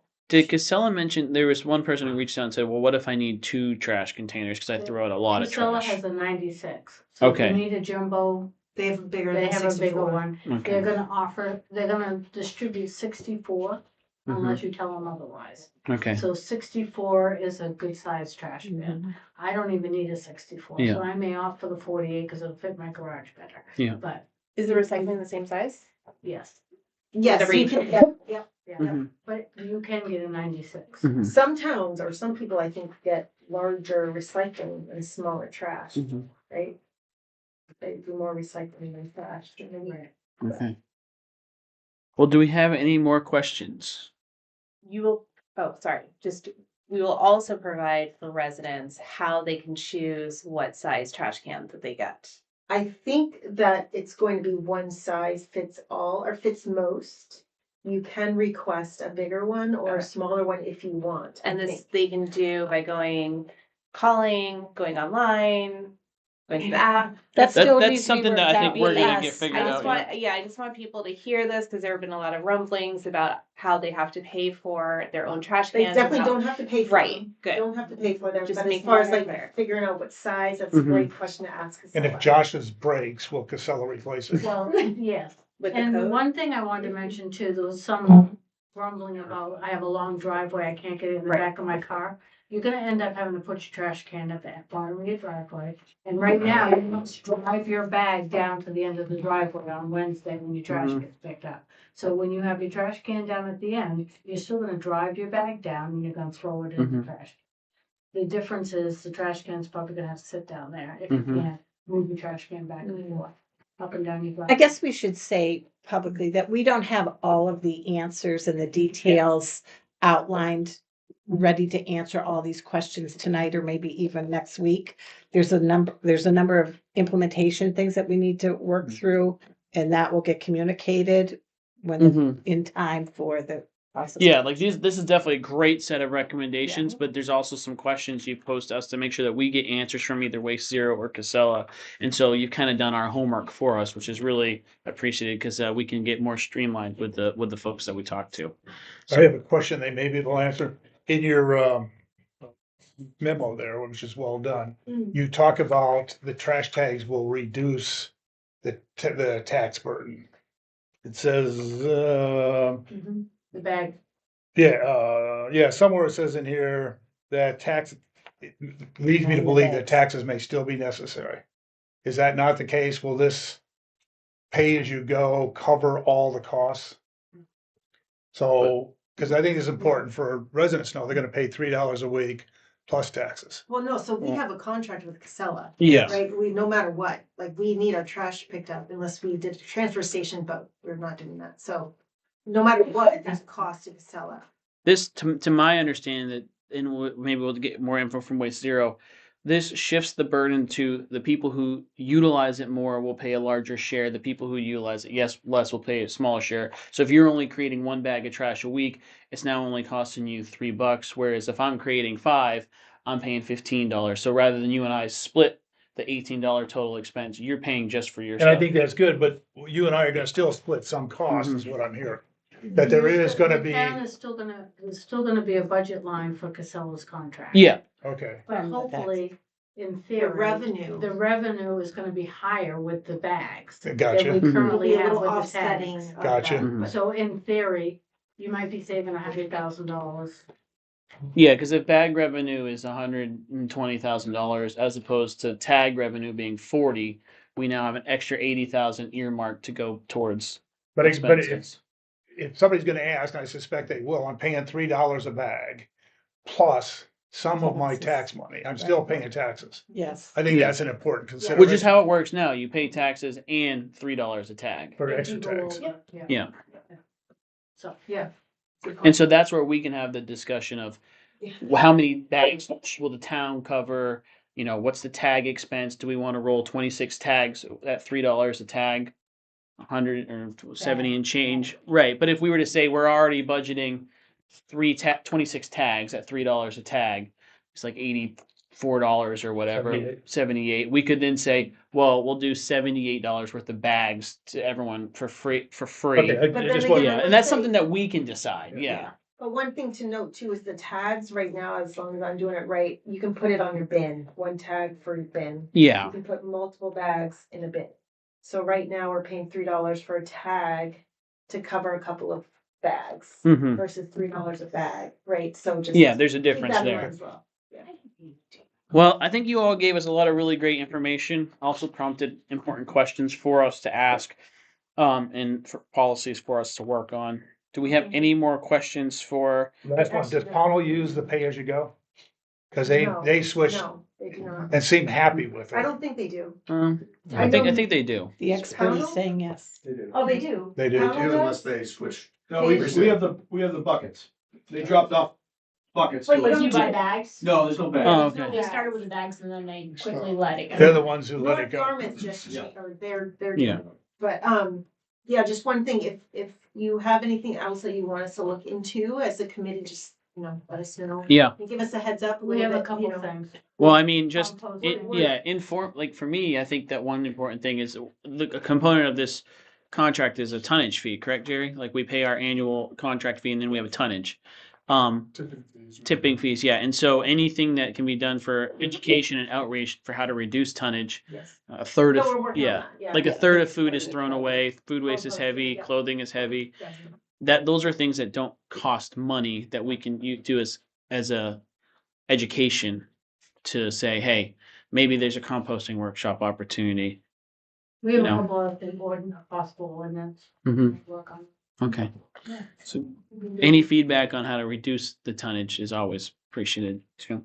Got it. All right, do we have any other questions for our speakers here tonight? Yeah, well, thank you so much for all this Yeah, thank you. information, and it gives us a lot of good stuff to follow up with Casella on. Jessica, can we put a copy of that? Yes. Yeah. Because All right, we've said it plenty of times, waste zero. We do have a representative here at Mark. This is what Mark's been waiting for tonight. I know he wasn't here to hear about everything else, so I'm happy to have you. 30 years of doing this, I still learn stuff at every yeah, town meeting. Oh, you haven't even seen our town meeting. This is just select board meeting. Every city council. You're welcome to join that. Oh, let's see. All right. Yeah. So you gave us our presentation here. The solid waste committee has kind of given us a little bit of information on it as well. Can you give us a rundown of how this pay as you go works and what's? Then we can maybe ask you some questions if we have it. So pay as you throw is, it's a simple concept. You pay for what you use. Just a couple of points that I want to start with. When we think about cost of solid waste, and this question came up before, there's two costs. There's a fixed cost, which I generally talk about the trucks going around picking up the garbage. Then there's the variable cost, which is the tonnage that you're throwing away. And right now you're at $110 a ton. Yeah. Those costs have been skyrocketing much faster than inflation. A lot of reasons for that. We won't go into all of them, but happy to share them. But certainly New England, south of you has no place to put it. So they're running out of spaces. And so that's driving up a lot of the cost. So when you look at cost, you can't really do much once you sign the contract for the the truck going around, that's pretty fixed.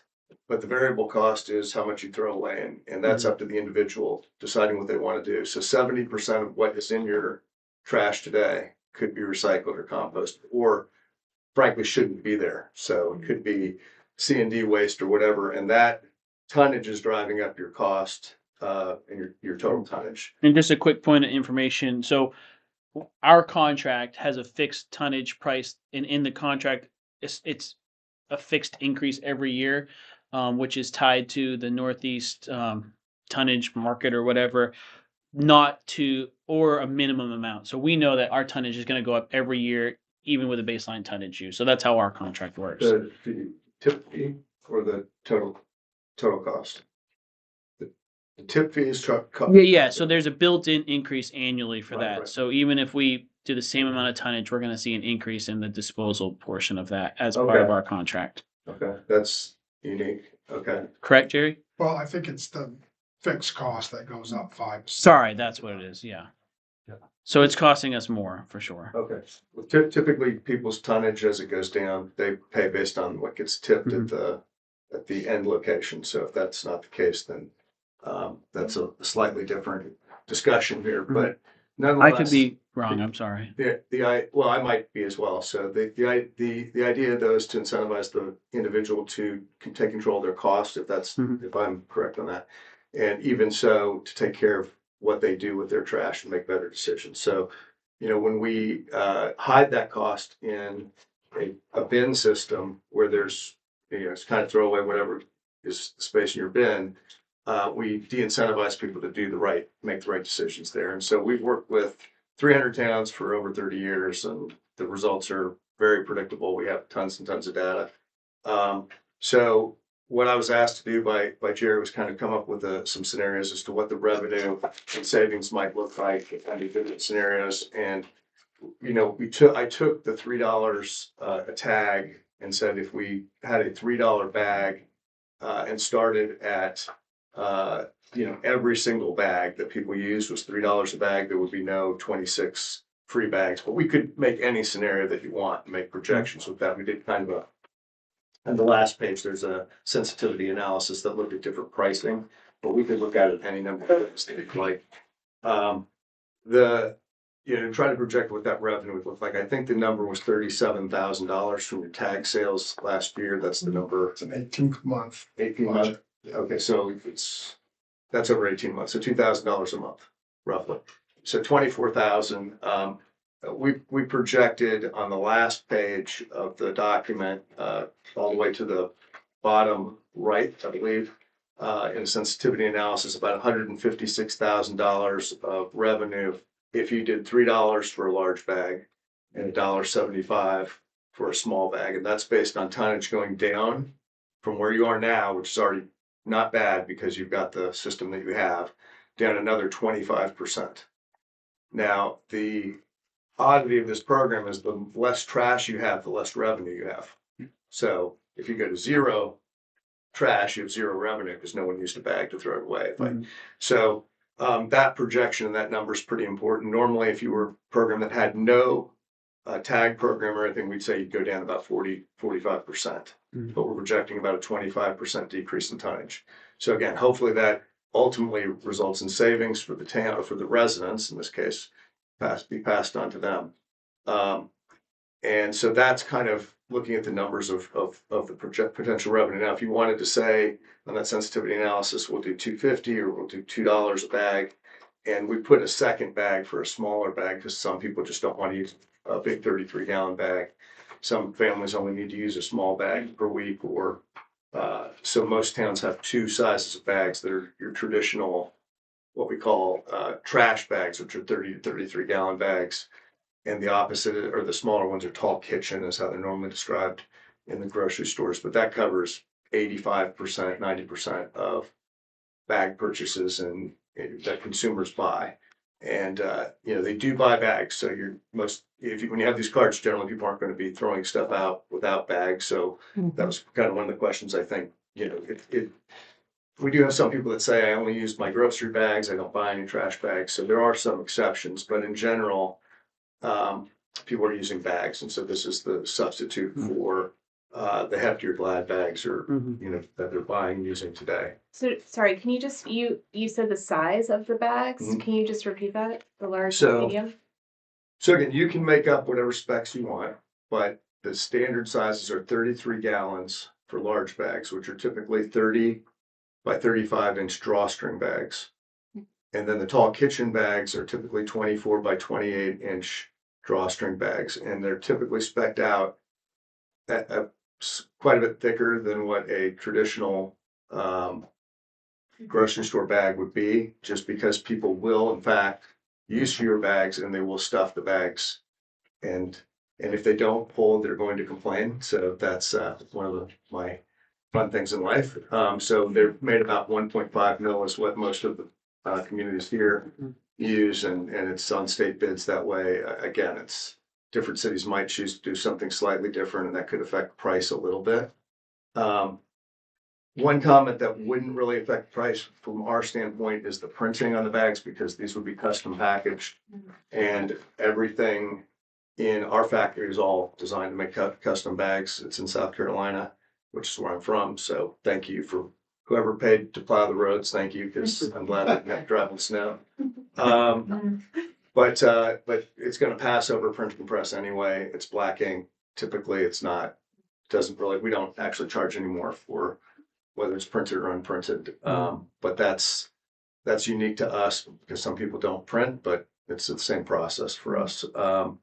In terms of one other question that came up, colors of the bag, I think Brunswick is they're blue, they're dark blue. I have them all here. I was thinking blaze orange, so you can use it as a vest during hunting season too. Love it.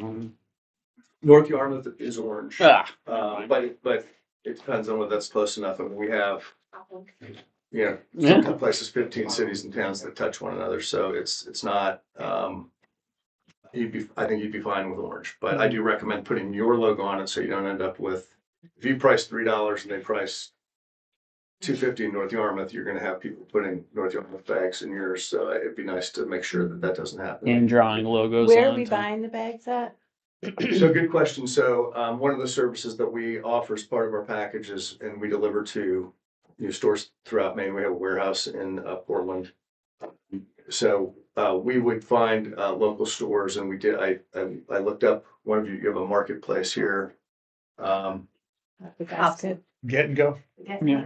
I wrote it down somewhere, but I can't see it. So without my glasses on. So but we would find local stores that would carry it, and then some stores that maybe weren't local, where people typically shop at and do their grocery shopping. If you don't have the right number of stores in town that you felt comfortable with, we've had great cooperation with stores in Maine, with stores really everywhere, but the big chains and small mom and pops. And one thing, local stores that many will like to carry it because they do get a little bit extra foot traffic, and it's just something, if people have to buy it, they're going to come in more often. And so we don't really get much resistance to carrying and distributing it. But the goal is to make it as easy as possible for the residents. We would do weekly deliveries. We'd handle all of the communications with the stores. All we need is your authorization as to who would be potential vendors if we were to handle this for you. And then we create a whole reporting package at the end of the month of all the accounts receivable, cash receipts.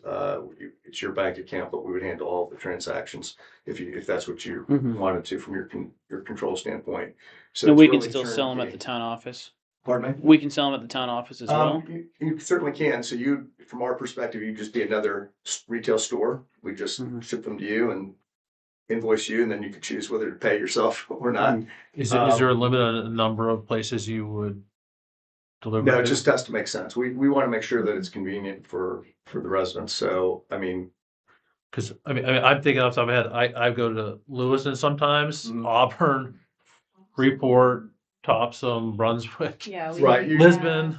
Yeah, and and obviously some of these stores are already carrying other town Right. bags. So, I think we have one store in Yarmouth that has 5 different towns bags in there, and they're very cooperative. So again, we've had great luck with the retailers understanding this is something that is good for the communities that they serve. So I don't think we'd have an issue getting bags in enough places. It may not be every place that you want, but, Mhm. I think it would be a substantial number. And do they have an upcharge on what they would sell the bags for? Generally, we say that it's not a marked up item, so it's just a foot traffic item, and again, that's our recommendation, and again, if you think about it from their perspective, they're gonna make a decision, a business decision about whether they want their customers who are asking them if they're gonna carry that product, if they're gonna carry it or not, and generally, they're gonna carry it, and it's to their benefit to do it. So your company manages all the finances too, and then you send us the check of Right, that- so, yes, ma'am. the We could- cost versus, yeah. Yeah, we have a whole system, so our customer service teams are just picking up phones from stores all over the country and handling deliveries and all of that kind of stuff. So it's a pretty straightforward process from our perspective. So right now, you go to Hannaford, you buy 80 bags for $10. It's 12 cents a bag, Mhm. and then you buy your trash tag here for $3, and you can put 4 bags in a trash container. So it's $3 plus 48 cents a bag. So it's $3.48 for a load, and this could potentially increase that. Do you find because of that as you go years into a contract, people start decreasing their own waste and figuring out more and more how to decrease their household waste items? To some degree, but the odd thing is that the majority of it happens very quickly. Okay. And so, we have a great chart from Worcester, Massachusetts, which has 200,000 people. Massachusetts, boy. Different example that, their trash went down from 51,000 tons to 22,000 tons the first year, and they've been between 22 and 26 since 1993. But we have hundreds of charts like that. And interestingly, Sanford, Maine was a town that, they got into the program, their trash dropped. Somebody lobbied, he won the lottery. This is a wonderful story. He won the lottery, spent his time trying to get rid of the program as one of his things with his money. They got rid of the program, their trash went back up. He moved to Florida, and then 2 years later, they re-implemented it. That was like 2012, and they've been with it ever since. And their charts in our conference room that just goes up and down.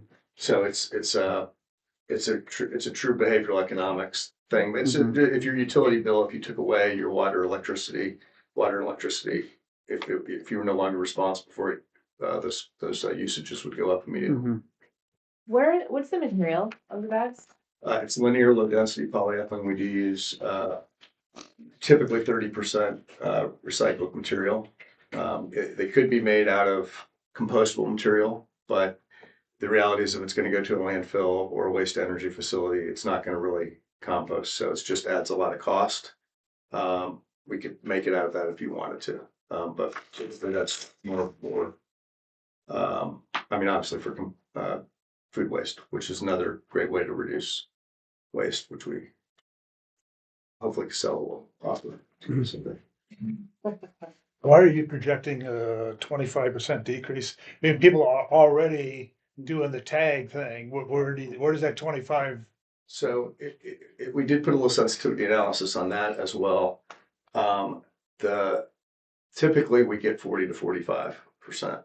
And so what we look at is we use a term called pounds per capita disposed. So at the end of the day, that's fixed as simply as I can. It's your tonnage divided by the number of people. So you have 2.49 people per household, at least that's the number we used.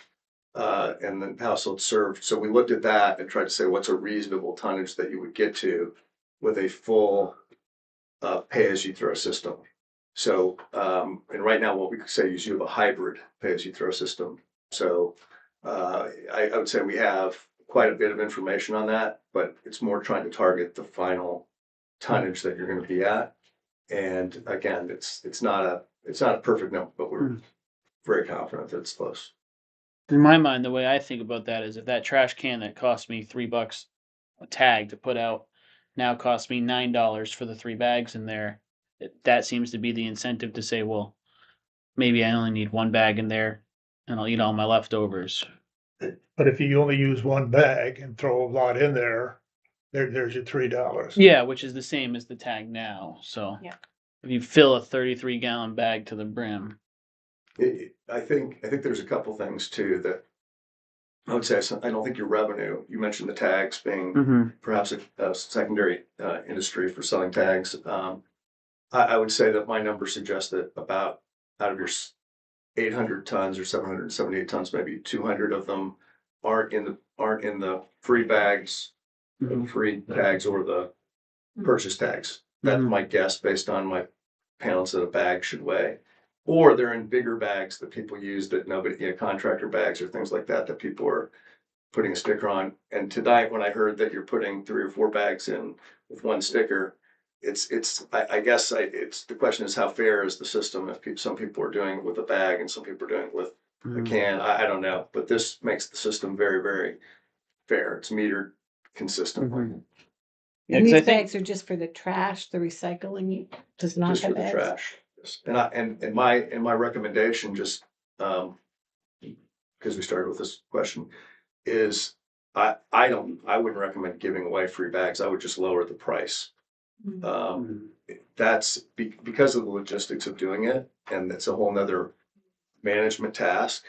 That's not as easily done as maybe giving away tags, just the bulk of, so. somebody's gotta do that. How many Yeah. bags are in a box that you said? So package?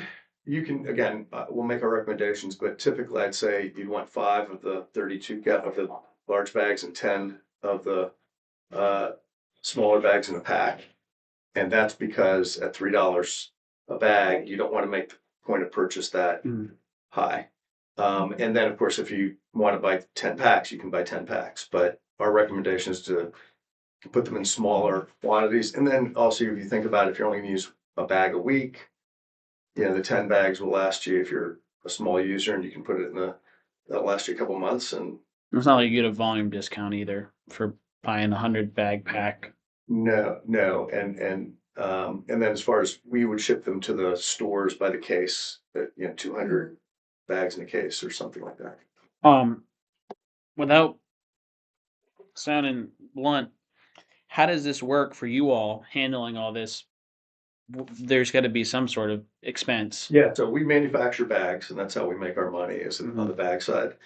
As I said, most of the services that we offer around it, I think that make our program, our company unique is our knowledge and our ability to offer those services in a systematic way. So if you try to take orders over the phone and went out Yeah. and bags, you'd be much less cost effective than we are. So there's got to be a floor for the bag price then to make this work. Well, so we're going to charge our fee separate from the $3. So you're going to, as part of the $3, the revenue numbers I'm giving you are the net numbers.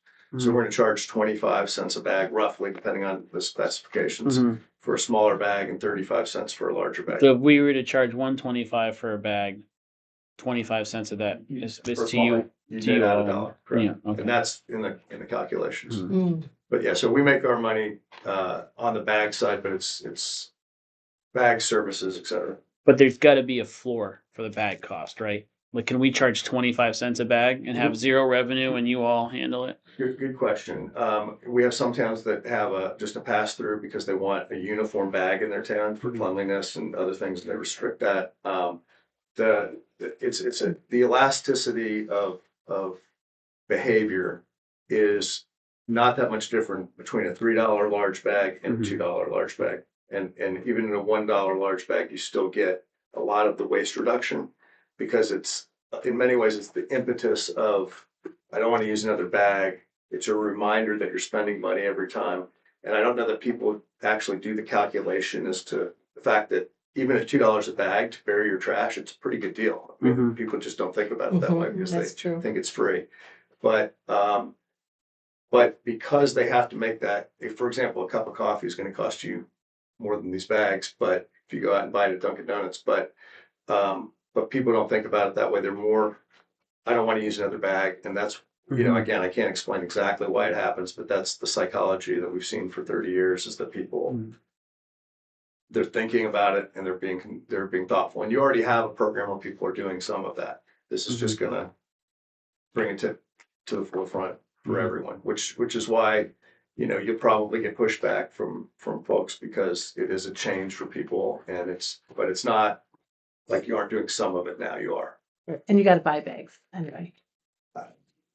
You gotta buy bags. Right. Garbage. As long as we make it convenient for you to buy them, you're really not doing that much different on that side of it. I just want to clarify in this sensitivity analysis, we got two bag sizes, large and medium. Medium is like the tall kitchen. So that's what most, do you find that's what most people buy? It's a little bit more on the medium side, but again, at most it goes 60-40 in one direction or the other. Mm-hmm. It's a lot of people like the larger bag as well. Is the large like a contractor bag? 33 gallons, you said? It's not as big as a contractor bag. Contractor's typically 39 gallons. And I think that's what we see in towns that are just one tag for every bag. People typically start buying these great big bags to try to lower their cost. Yeah, because I just thinking through this, a 33 gallon bag's not going to fit in my kitchen, but I might put it in the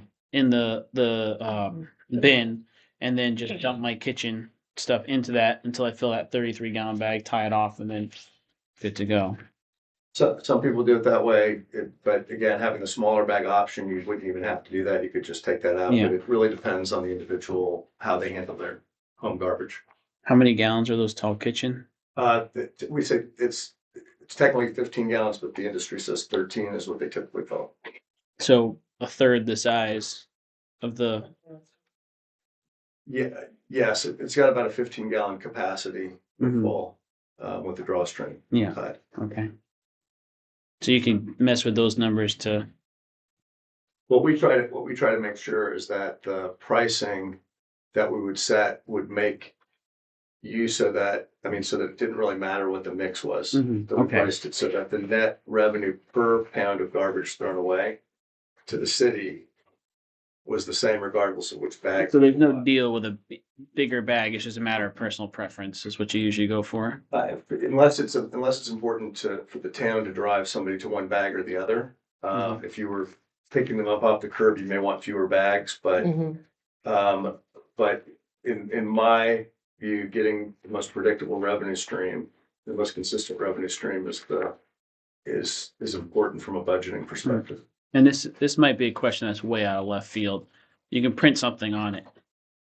Can an advertiser pay to print their business message on there, and we generate revenue there as opposed to putting Town of Durham? We could do that, yes. We can print whatever you want on the bag. Yeah, but what I'm saying is like you all want to be like, no way, you can't put the McDonald's logo on there because McDonald's, whatever. I don't know. I'm just thinking outside the box. You could, and we also have on the packaging, we can print a unique QR code for the town also, so that you can scan the code, and if you had want to look up anything regarding solid waste in the town or whatever, we could link it to that. And you could put advertising anywhere if you wanted to do it. I don't know.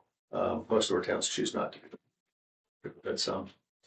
Could you walk through the financial model a little bit about, I'm a little confused on the numbers, but, I guess what's gonna cost, what are we gonna save in tippage? I think you got a graph here for that, but there's another graph somewhere else, so. So the first page is the outputs, and I believe that's the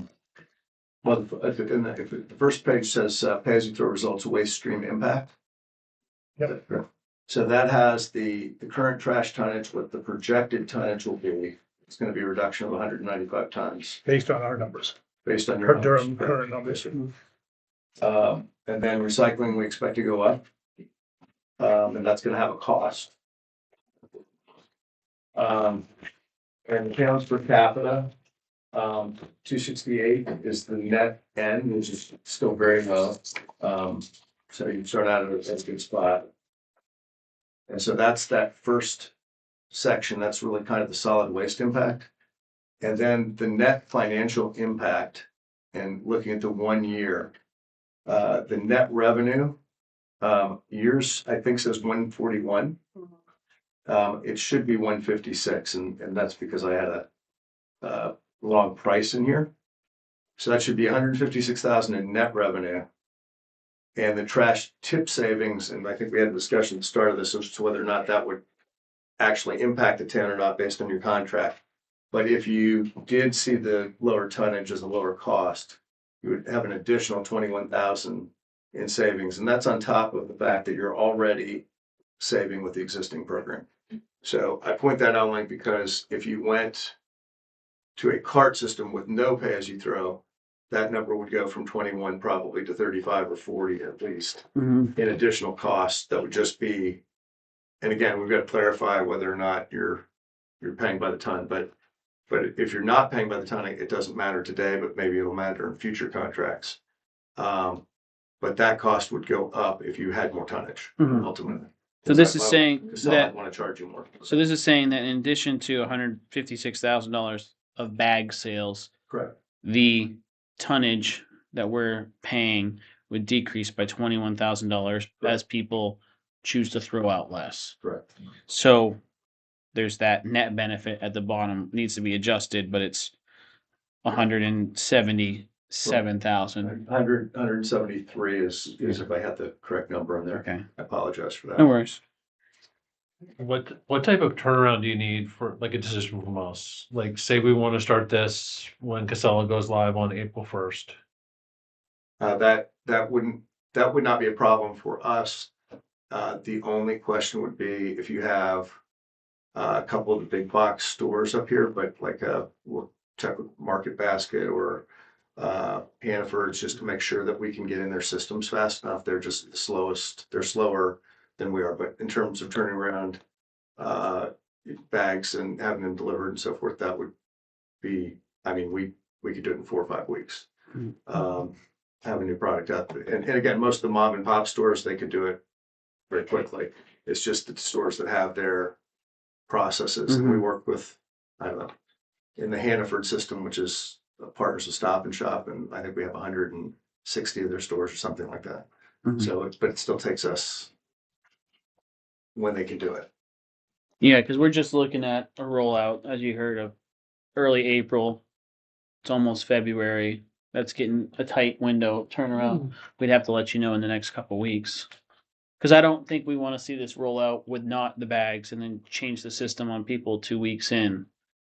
Yeah, I think so. I think from our perspective, I would say 6 weeks would be good. We can probably, again, we would have it rolling, but it might not be with every store that we wanted. I think that would be the only drawback. We did talk a little bit about Casella managing the, we had two different discussions in terms of enforcement, and making sure that people are complying. So when it's automated, you can't see until you've tipped, unless you walk in front of it. So just locally here, we did North Yarmouth, and they have an automated system with Casella. I don't know if what Casella is offering here would be the same. They had a terrific success in terms of the percentage of people that were participating. And then Falmouth, we did an audit for them after they went to the automated carts from Bags on the Curb, and the results, I did have them up here a minute ago. Can't tell if I can find them. It was 52 households out of 2,700 were non-compliant when we flipped all the lids. So is it possible for somebody to hide some stuff? And I guess we're looking for that, but that's both those programs had very good rules in place, and so that would be important to make sure that you have, what are the rules so that you can tell residents if they aren't compliant, they need to be notified, and they can't continue to not be compliant without some kind of consequence. Otherwise, I think you can lose some control. And both of those towns were already doing Bags on the Curb, so their transition was, I would say, relatively easy because people had been doing this, and as soon as they knew people were looking, then they were gonna comply. But they both had great results. I would just say that, if you have rules in place now, or if somebody doesn't put tags on, what do you do? And whatever's on the books now would be, I'm happy to consult with you guys and look at what other towns do, but it's important that that you don't allow people just to continue to game the system, because that's not. They just don't take the trash, whether you have a tag or not. That's perfect, yeah. It's just that you have to notify them that they're not gonna pick up their trash until they, let you know that they're back on board with the program, so. And they never take Josh's trash. They just show up before or after. Spray paint a big Yeah. X on the mail. Yeah. And Casella is gonna have the cards all, numbered, and they'll know whose can it is when they tip, which is, And they keep track of that as well. I don't know what system they're proposing here, but I'm sure that it's complicated, but it's not that complicated for an organization like Casella to handle.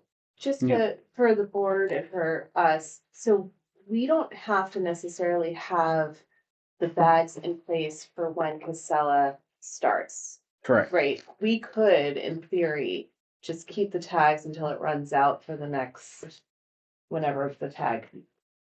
Well, with the automated, there's no one pulling the tag off.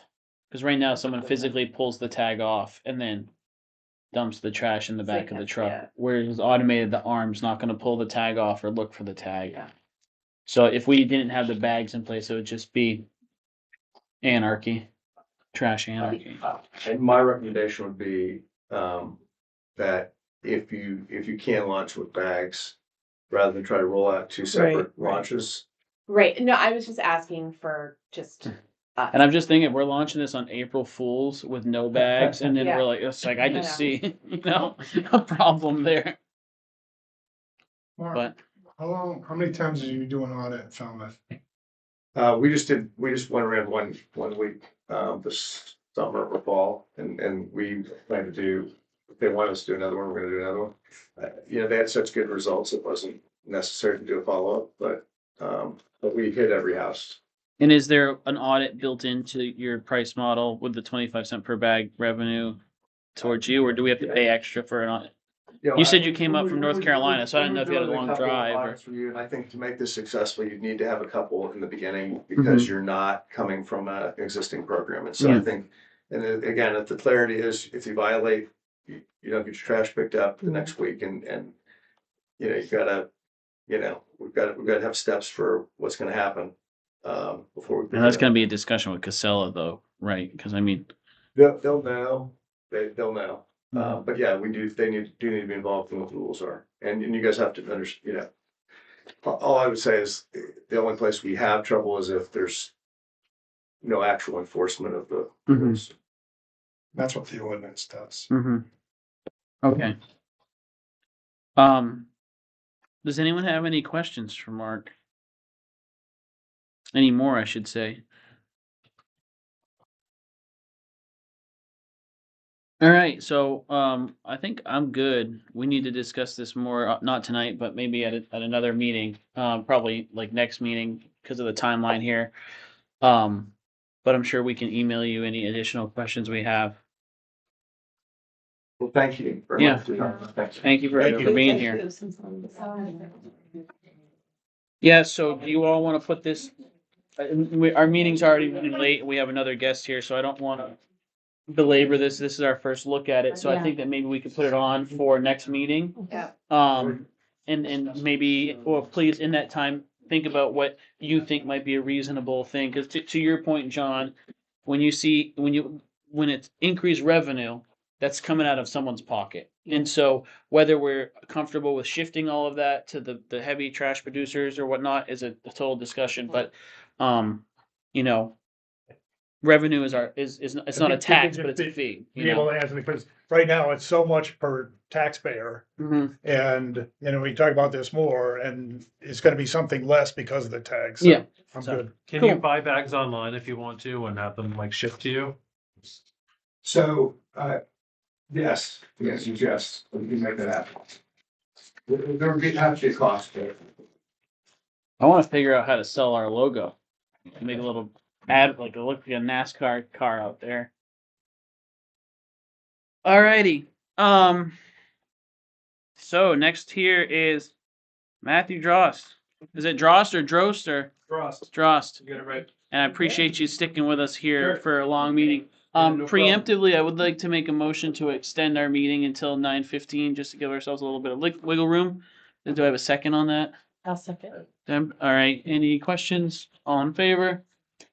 Any opposition? Thank you again. Oh, well, we beat you, Josh. Do I Thank need you. to- do I need to- No. I need at least an hour. Oh boy. To go through. Do you really need an hour? I was like, okay, we could.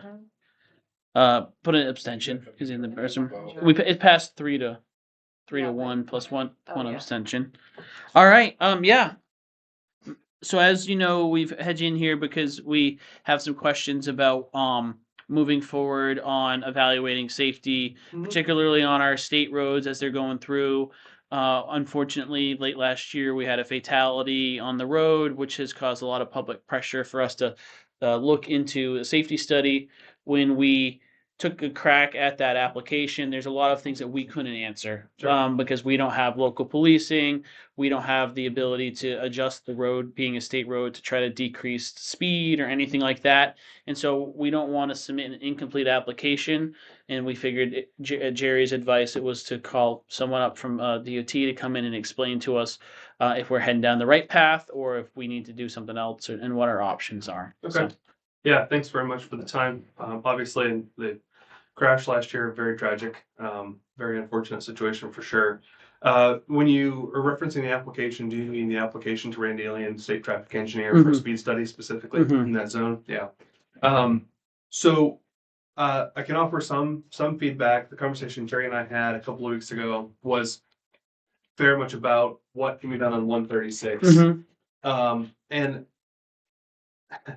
I don't, it's obviously a difficult situation to sort of discuss. It's difficult to pinpoint any one recommendation I would have from planning. I probably should start over and introduce Mhm. myself. That I'm Matt Drost, regional planner for Maine DOT. So I'm not an engineer. It's very Mhm. important that I open with that. Not an engineer. And happy to talk to you about some of the opportunities that exist to slow speeds on any one of your state roads or for other opportunities you have for placemaking. The second conversation we had was with around the intersection out here in the gazebo in the area, public area. Specifically in 136, probably some of the things that you either had a hard time answering or what the output of a speed study would be, and I can help with that part a little, aren't necessarily appropriate for that location. And what I mean by that is what a speed study is going to do. Let's say you successfully filled out that application and the traffic engineer comes up to examine the speeds on the road and understand the context. Well, what they're going to see is a priority 3. I think we figured out priority 3 state road. It is a certain width, it is a certain length, and the way it is built, the context of it, lends to the speed limits that are set out there now. I believe that's a 50-mile-an-hour zone. There's a recommendation for a 45-mile-an-hour around that next curve just north of the crash location. And it returns to 50 until it comes right up here.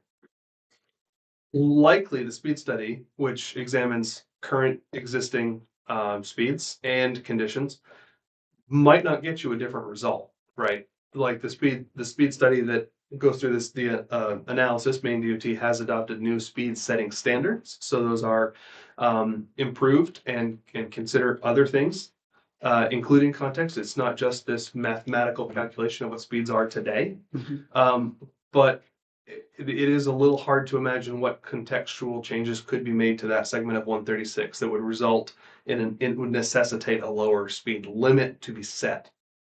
Some of those things could include raised elements, like raised medians or crossings. You don't really have any opportunities for crossings along that stretch of a very rural road. It could be the addition of a sidewalk adjacent to it to sort of narrow the field. Those would be called like a vertical element, something you'd have to kind of move around or understand that it's there and you buffer for it and it would slow you down based on it being uncomfortable. You'd have to establish miles of a sidewalk network to get out to that location, if that location in particular is what you're concerned about. There are a couple other opportunities. Someone pointed out you could request to the state to have it striped a little differently. I don't know the exact existing conditions, we'll say. So if those lanes are striped at 12 feet and you chose to have them requested to have them striped at 11 feet, that would cue to the driver to go slower in that area, simply again because it's uncomfortable to go at a speed that allows you that wiggle room as your vehicle moves, rather to reduce that my slow speeds. Additionally, like optical bars, you'll see these on curves. You do have a higher speed curve out here, so this may even be an appropriate measure the department would take. But on the outside of that curve, to add some of those blocks, those white blocks you see along the white lines, would kind of give you a cue that there's something going there. Slowing the speeds through that curve coming southbound might improve that general area of the crash for lower speeds. I don't know which direction the driver was going. I believe they were driving north. Southbound. They were driving southbound. Okay. From the northbound perspective, not too much contextual change in advance of that crash location. So I don't. It's tough to say that the solutions to the challenge you're facing are not easy ones, but there's no immediate change that can be made to that context that would get you a different result. And none of those suggestions that you just made would help someone crossing the street. No, right? no, no.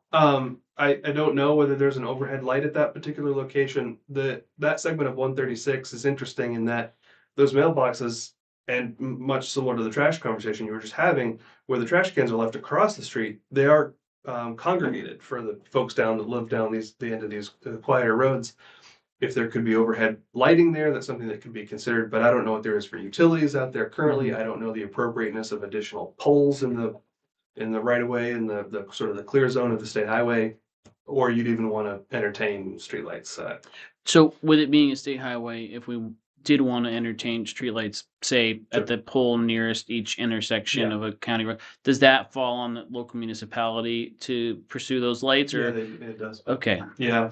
In almost every instance, I think that there could be lights in municipalities due to safety concerns, but not necessarily at every single intersection. If it was requested by the town, that is something you'd end up purchasing and owning your own streetlights on the existing poles, or needing to place them. Yeah. Questions I have too is like, even when there's not a change in speed, sometimes you see signs of like children at play or horses or pedestrians. Is there opportunities for signage like that in these areas? I won't say no, just because I don't know the full answer there. Typically signage like that, there are kind of two ways to approach them. One is whether they're warranted or not. So like on that sharp curve just north of the crash location, you'll notice there are chevrons on the side of the road. Those actually have to pass a warrant to be there. They are a safety mechanism. Those are safety signs. With things like children at play or village ahead signs, those typically need to meet some sort of engineering criteria, but they're also largely in response to a request for one and are placed where they make the most sense. What the director of our local roads has told me plenty of times, person that Jerry knows quite well, is that those signs have very limited efficacy. It's very immediate. It falls off very quickly. And it just becomes sort of part of the landscape as you're driving down a road. As an example, and I don't know all the circumstances of this particular crash that you're most interested in responding to right now, but I don't know many scenarios in which that sign, having been in advance of this person crossing the street, would have made much of a difference. It was the time of day, it was the condition of the road, it was everything from the lighting on the individual at the time that resulted in this crash in particular. How to prevent another one, certainly signs like this could be helpful, but again, with very limited efficacy. Okay. And Jerry, you? Yeah, so what Matt's referring to, when me and my supervisor Pete would go around the state and teach stripes, signs, and speed limits, we would ask the municipalities in the room how many children at play signs they had, and if they had any, we would recommend them to pull them. The reason being is 97% of the time there's no children playing, so they just get ignored, and then they have to be maintained. So you have to be really careful with your signage. Not unlike, and I'll say even for other signs, not unlike changing a habit in your own personal life, a stop sign becomes part of that. If there was a stop sign at the end of a private road or one of these smaller roads along 136, if there was a stop sign there tomorrow, it would be noticed for a few weeks, like 20 days, and then it would really, really fall off. What about the solar speed signs that indicate what speed you're going when you're headed that way and whether you're over or not? Yeah, there are a couple ways that you could deploy one of those. They are perfectly allowed. In fact, Maine DOT, and again, the same local road center, offers them out for free occasionally. You could also purchase one. I think they're around $4,000. Whether they're pole mounted or trailer mounted. Jerry, do you have one? Does Durham have one currently? We do. A couple? Is it two? Three trailer mounted ones. So you could strategically deploy those. You could move them around since they're trailer mounted, helps even more. Those have some effectiveness. Additionally, speed limit signs that are larger in size or even red outlined might be appropriate, again, With the- with consulting with our traffic engineer, working with Public Works and your town manager, you might choose to look into that as well. Yeah. But again, only so much. It's, and I don't at all mean to be dismissive. Obviously, that crash is tragic. The chances of a crash with a pedestrian outside of a vehicle being fatal, whether it's 40, 45, or 50, does increase with speed, Oh. but is substantial at each of those speeds. Right. And I would be surprised if kind of at any point these measures were effective enough to drop the speed limit or the average traveling speed below 40. That would be on the far lowest end of the possible outcomes. Again, not that these things aren't worth trying. I'm not suggesting that. It's just that they need to be considered carefully and deployed appropriately. What's the cost of the town for all these things? I mean, because I'll tell you, you're talking about putting signs up. The speed limits are all up on signs. And when was the last time? I mean, Sure. Yeah, so I mean, cost to the town as far as if you wanted to deploy a new set of signs along the roadway when at each speed transition, maybe that's 40 to, I think it's 40 to 50. The advisory sign, you might have 6 signs. A sign plus a pole is $300 plus time. So you could make a couple $1,000 investment in a quarter like 136, which is, I'll note, is the state's responsibility to do if you were choosing to deploy some other type of signs in consultation with us and wanted to do it, a couple $1,000. To the town. Yeah, and that's if the department didn't opt just to cover it. That would be on the, I don't know if you're asking because if it's a super high number and the town can't cover that, I understand that. Usually the cost for something like additional static signs, metal, aluminum signs on poles, a few $100s a piece. Something like a speed feedback sign, which you already have, is easy. But those units are running $4,000 to $6,000. right. And they don't have, the effectiveness of them is minimal. Not zero, but minimal. Yeah, it is. I mean, I travel down Main Street, Lisbon Falls 3 times a week, and they have those speed feedback signs. I think there are 3 or 4 from the Moxie area going out of town. So, They help me. so typically your speed feedback Okay. signs are not put on 50-mile-an-hour roads. They're typically in town. For- just yeah, like for you're small, seeing. yeah. And another thing Yeah, that that's you have to be really cognizant of or understand is if you request a speed study, and I saw it several times when I was with Pete and at DOT, that speed could go up. So could you imagine doing a speed limit study on there and the traffic engineer comes back and say, yeah, now it's 55. You're not gonna be happy with that. And guess what? That speed will be 55. Yeah, because I won't talk about the speed there, but the speed up here, if you put somebody out there, the average speed is gonna be 60 plus. And it's going up. Along the lake. Yeah, it's going up Yeah. from 50. I mean, there's no doubt in my mind. And my thought to your point too is like, if it's 50 miles an hour there, and you have the flashing light sign that says you're going 55, and you get the person down to 50, it probably doesn't change the outcome for a pedestrian hit by a vehicle at 50 miles an hour versus 55. And is that? No, not necessarily. No, and I'm not trying to be calloused with that, but it seems like at 50 miles an hour, that's a dangerous speed to be hit by. Correct. Yeah. And I think, because I've done this a long time. I think another thing I have to consider when you lower a speed limit on a road like that, now you're gonna get traffic, one behind the other wanting to go faster, and you're gonna people are gonna be looking at passing. You could create a bigger safety hazard by doing that on a road that's built for the 50 miles. it's already an issue on that road anyway. Right. It's- So- Yeah, especially with the new I light. mean, I go that way almost every day, sometimes twice a day, and Oh, I'm sorry, Catherine. We don't have any public comment outside of the first 3 minutes. Thank you, though.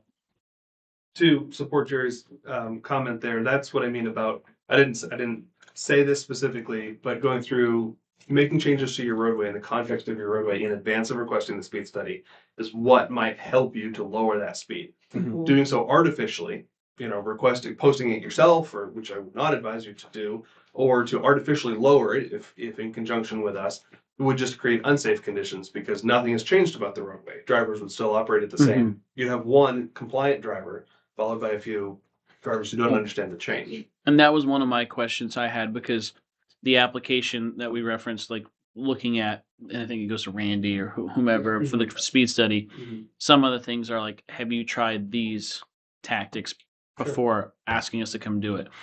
How, and I guess what we're trying to figure out is how much are our hands tied as the municipality to even implement some of these changes with it being a DOT owned road? And what's that process look like? Because I'm sure you all don't want us just going out and putting up a sign without saying a word. Yeah, no, Yeah. please Yeah. don't.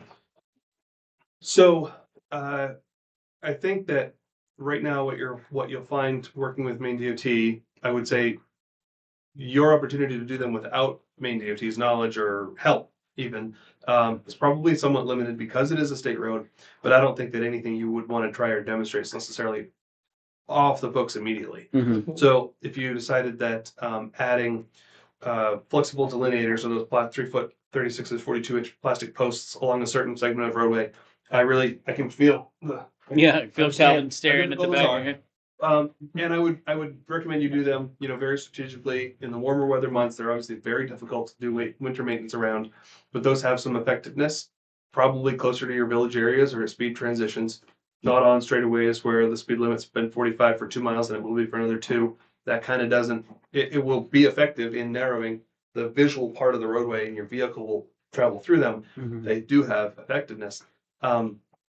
But could also just cause frustration. So you'd want to be careful where you deploy them. We have materials available to you. You could just request them from us and we'd give them to you for free. You might have to deploy them yourselves, but yeah, I think we'd be open to a lot of those demonstration style projects or fact finding projects, including positioning your speed feedback signs at strategic locations for a period of weeks, analyzing those results and then reporting out how effective it was. Okay. John? Yeah, but question for you, a big part of the problem has been you have to cross the road to get mail, or you have to cross the road to get trash. Gonna come back to that, yeah. Yeah, so we heard tonight that maybe trash can get fixed. Mhm. And this is probably just a dumb question I already know the answer to. Mail have you had any experience with getting the post think that's a office to great let question. you put mail? Yeah, not a dumb question at all. I do not have that experience. Because they always tell you no, or? No, we haven't necessarily explored it. It's very much, it would be a request from you to your most local postmaster to find out if their operations would support, putting mail on each side of the road. They obviously also come with implications to your winter maintenance crew, right? For the same reason, but, safety is one of the 3 tenets of Maine DOT's mission and goals, and it shouldn't be compromised for most things. If you can make a system safer by having mailboxes on each side of the road, that does make a lot of sense. Do you all, I think that was a great question, John. Yeah, I wanted to ask it But too. I did want to clarify, it's not at all our jurisdiction, Gotcha. so it's very much, you would work with your postal service and delivery system. Do you all have resources like outreach, like whether it's handouts at a town office or something we can put online about like safe road crossing practices for pedestrians or anything like that for? Jerry might know as well as I do whether Pete has something specific to that as a public outreach, whether that's through the Bicycle Coalition of Maine, which I can check on, but I don't know if Local Roads has anything specific to that. And just I'd be happy even to- an no, infographic that Yep. is like, Super hey, helpful. can wait till tomorrow if you get home and it's dark and you need to cross the road for mail or Sure, something. no, that's a great point. The couple of infographics I can think of include like the, I don't know if this is kind of what you're thinking or want to share, but the fatality rate based on rate of speed increases obviously as speed increases. That's just a general PSA for people to be driving safely and pay attention to your surroundings. PSA is the word I was looking for. Yeah, something along those lines. One of the things that I've noticed in my line of work, and I won't speak specifically to this incident, is what people are wearing. Like I wouldn't cross the street to get the mail. Yeah. I didn't do it today. Ninja But outfit. I got a black suit pants and a black sweater on. Mhm. I'm not gonna cross the street tonight when I get home at 9, hopefully by 9:20. Yeah. I'll wait till the morning. It's also dependent on the conditions of the roadway itself, obviously, and the seasonality and the light around you. Right, and I'm on a straightaway where they should be able to see me in their headlights no matter what I'm wearing Sure. at that point. Yeah, you have a great point, and I personally want to be very careful, and I'm not suggesting you're doing this, is to ever blame the victim in a certain circumstance. I do not know what the pedestrian was wearing when he was hit in November. you know, typically even the news reports report what the person was sort of wearing, and typically dark clothes make you very hard to see. I'm not suggesting you have a retro-reflective safety vest on every single time you cross the street, but it would help. I mean, obviously, it's better than a black jersey, right? So those are some of the things you can coach your residents on being as safe as possible. Well, much of our complaints from our residents is that people are driving way faster than the speed limit. Sure. And so the question becomes, what can we do near term to improve that situation? Can't fix everything, but we don't have a police force around here that's monitoring that. But that's the basic complaint from the residents, is that people are just going too fast. Yeah, I think that it is sort of a you know, multi-pronged approach, I guess. Probably could think of a few creative ones. One of them is to do those demonstration materials in certain areas where you want to see speeds slowed. Additional signage like that speed feedback signage or static signs. And public information, you know, public safety announcements and things like that, public service announcements. But also enforcement is one of those components. Law enforcement. Excuse me, law enforcement. Yeah, speed just be very enforcement. clear, Yeah. Yep, speed limit enforcement specifically, not general law enforcement necessarily. I understand that it's challenging to have county and state officers. Usually they won't even do speed enforcement in a static location, but rather passing by. I did just read the other day that the state police seem to be staffed and are doing general, I think, vehicle checks. So they seem to be staffed currently. You could make a request, I suppose, to have. They ditched us years ago. Yeah, I stopped. Sorry? They ditched us years ago. Okay. It's now just the Just sheriff's county? department, and we're on an island. That's, you know, I see. I work at the DA's office, and Okay. I bring this up monthly to them. Yeah. And they just say, you're on an island, Yeah. there's you, and we have to go through 4 Lisbon, towns that have Sabatis, Lewiston, policing. Auburn, Mechanic Falls. Sure. They all have their own departments to get to you. That's it. I've seen them more down here recently Okay. because I complain a lot to them. Uh-huh. And so I'm trying, but, you know, I think we've been saying, or I've been saying for a year and a half, 2 years, you know, that's what it's enforcement, and we can go to DOT has grants. You know, I talked to the sheriff, he said DOT has grants, Yeah, can you speak we to can that pay at for all? it, Like, do you know of any but- grant opportunities for targeted speed enforcement? I don't, but I can check with our safety office tomorrow. Is my best guess on where 'Cause those grants would come from the public safety folks. What I've got written down here from our conversation is things limit crossing of the road, so trash crossings, mail crossings, provide public safety info on safe crossing information, demonstration materials, speed feedback signs and static signs, and then targeted enforcement as kind of the toolbox right here. And so some of these things will have to go a different route. What sort of services can we request today or in the very near term from you all at DOT to help us Sure. start going through some of this? Sure. Absolutely happy to work with the Bicycle Coalition of Maine, who are some of the strongest advocates, not only for bicyclists, but also pedestrians and making safe crossings and being safe on the roadway, as well as our local roads department to figure out if there are any materials that we can provide to you quickly to send out. We're looking at grants for targeted enforcement, but again, if the grant were available, I don't know what the flavor of those grants looks like, whether it's funding for staff and it's supposed to be overtime funding for your own staff. I don't know exactly how those will work. You can find out more about that. I provided information just high level that demonstration materials are available. That request could come directly from Jerry to me. We could order you some and have them picked up at our Farmington location pretty quickly, within days. So that's available to you. I won't act on that until you request something specific. We can look at kind of where you would want them. I understand you are, the town is interested in having them to reduce speeds, and you listed a few different state routes that might be applicable. So we could look at kind of where those would make the most sense to do. Yeah. Closer to intersections and speed changes. But then if you're interested in a holistic look at the signage along 136 or 125, 125 that over that way, yeah. In either direction, our region traffic engineer would come do a quick look, not necessarily a full speed study, but a safety look and understand what signage might be appropriate to recommend, whether we install it or. How do we ask for that. I think quick that the look. follow-up, I'll follow up with Randy tomorrow, but then also you could easily follow up with Randy and just say, you know, after Matt's conversation here on the 27th, I'd like to have you come out and look at the Isn't speeds Randy along the looking road. at that road right now currently?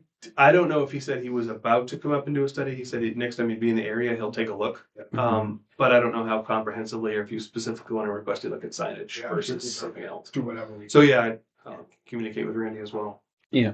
I will say that enforcement is probably the biggest deterrent because that starts hitting people in the wallet. Mm-hmm. Yeah. And that's really helps. Yeah, out the most. I mean, We it's a can talk huge. about putting money in the budget for targeted enforcement too, if you'd like. Mm-hmm. You know, that's a $400, because it's $100 an hour and it's a 4-hour minimum. Mm-hmm.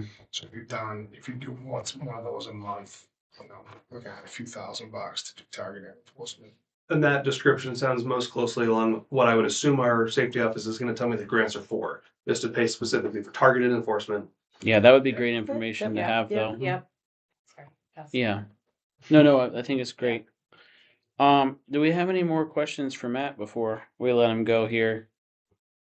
Thank you. Good you're information. welcome. Thank Yeah, you sure. very much. Thanks. Very Thanks for the informative. conversation. Yeah, no, this has been really Thanks, informative and really helpful. We appreciate you coming in, even though we had to keep you a little bit later. No, that got more and more than you interesting. used to. Hey, well, we're here every other Tuesday, so you know. I'll call you. Do you want to come and work for the town? There you Oh, go. no, thanks. I do. Well, I got a job now. Thank you. Thank you very much. Thanks, Matt. Thanks. All right. Well, I'm excited to hear some feedback. Oh yeah, we've only got 5 minutes left, so I think we can try to wrap up quickly. I'm excited to hear some feedback from him, Jerry, and we can just report back when you get that more information from him. Sure. All right. Next thing we have here is reviewing planning board applications. We have 2 applications. Do we have 1 position or 2 positions We have open? 1 regular member and 2 alternates. Yeah. So we received applications in the packet. My recommendation was I was gonna say we accept Sunny Dew as the member and Darren Levesque as an alternate. That would be my motion. Would anyone like to second that motion? Okay, so I disagree. The I discussion? think the Levesque, if I'm pronouncing Mr. Levesque, they both are very qualified. Mhm. And there's no doubt about it. But he's been experienced on planning boards. He's worked on a comp plan, well, in high school he worked on a comp plan. He said that when he was in high school, but he was his on the planning classmates board. represented. And so I just think that experience is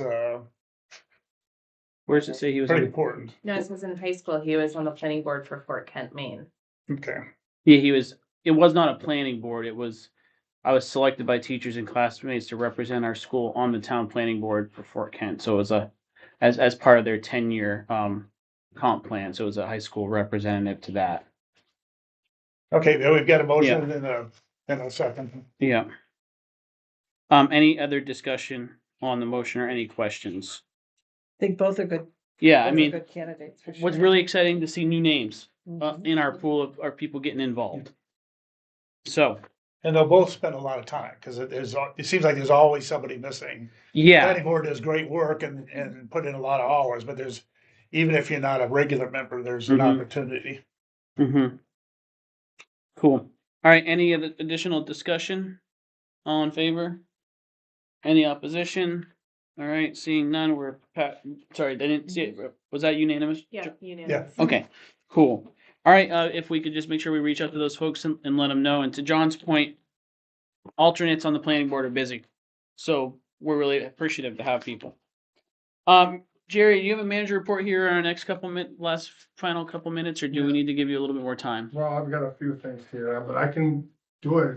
We've only got 90 seconds, so I would make a motion to extend the meeting to 9:20. Do I have a second?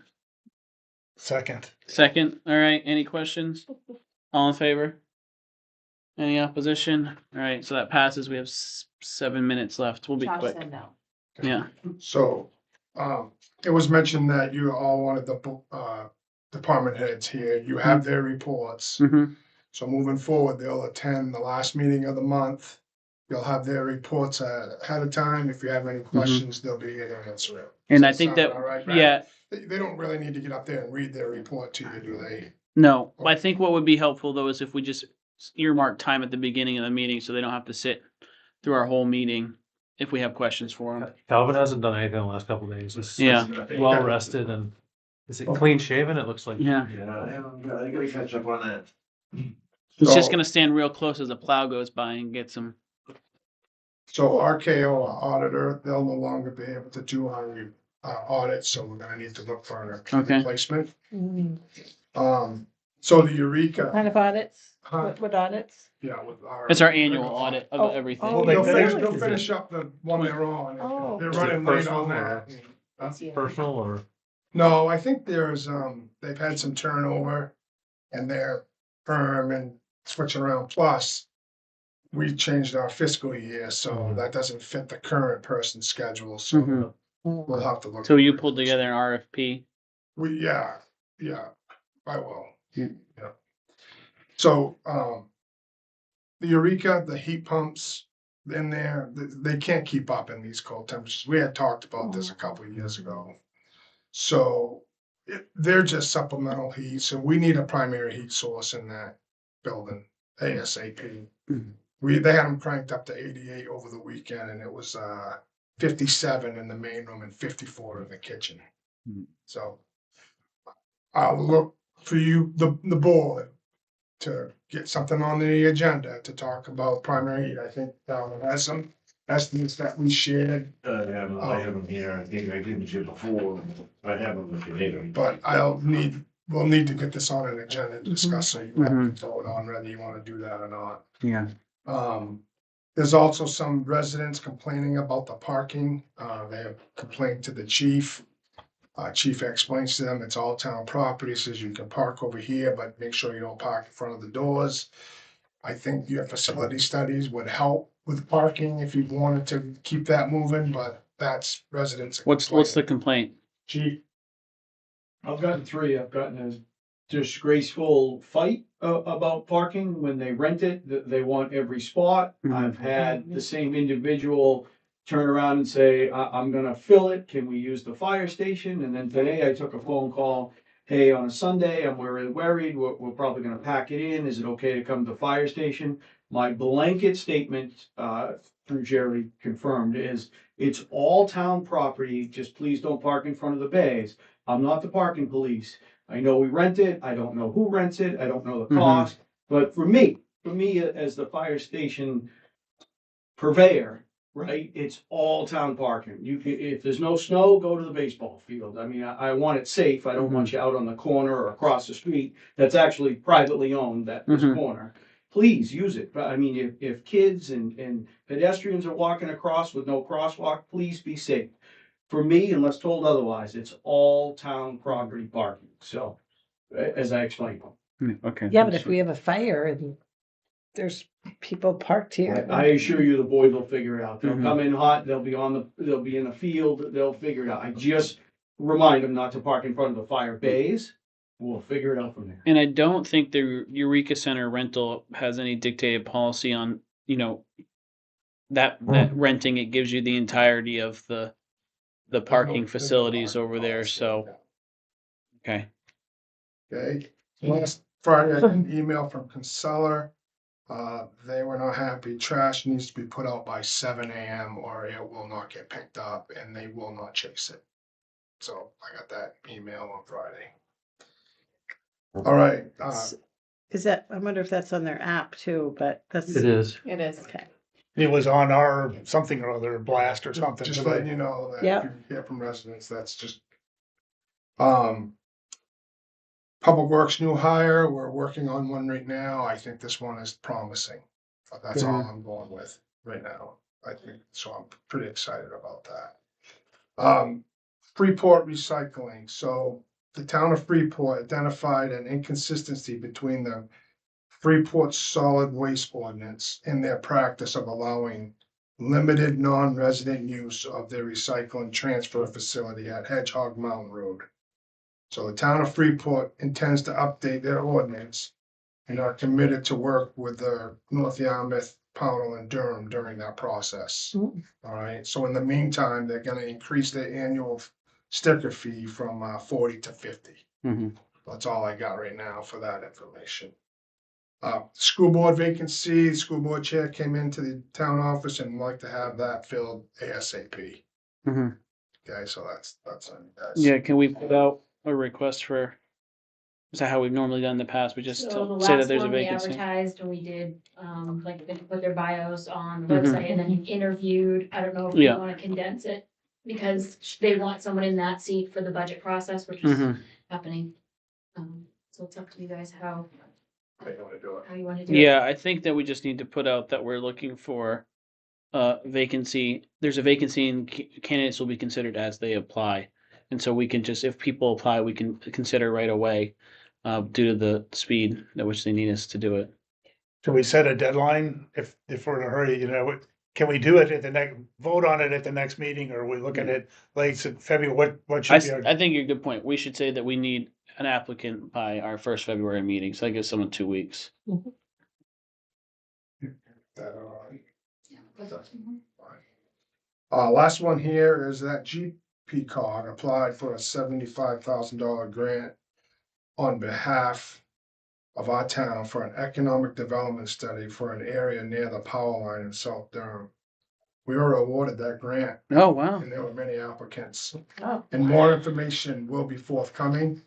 But like the open space grant, the money won't officially be awarded until there's until the town has a contract with the state. So that's good news. That's awesome. Excellent news. So, And they'll follow up with the next steps and who to, yeah, yeah. yeah. Our So, return on investment for our GP cog dues has Yeah. been through the roof the last 2 Yeah. years. So That concludes my report. awesome. Yeah. Board member reports, I've got nothing. Josh, do you have anything? So a few weeks ago, you and I met with Milt and Jill from the budget committee and they Mhm. wanted to, they brought to us having a meeting, coming to our meeting when we meet with the department heads about the Mhm. budget. And so, I think that should be a discussion we have at our next board meeting. Yep, I'll put it on the agenda. I meant to say that in my board member report, I'm sorry, that I wanted to finalize the budget process and involvement at our next meeting, so. That's all I have. Rebecca, I knew you might have had a couple things. Oh, sorry, Deb. I just want to mention that Mr. Lowe's funeral service is this weekend on Saturday. It must be at the Shiloh Chapel. I'm not sure what the time is. 11 a.m. So just a reminder to the public, he was a 50-year member of the Durham Fire Department.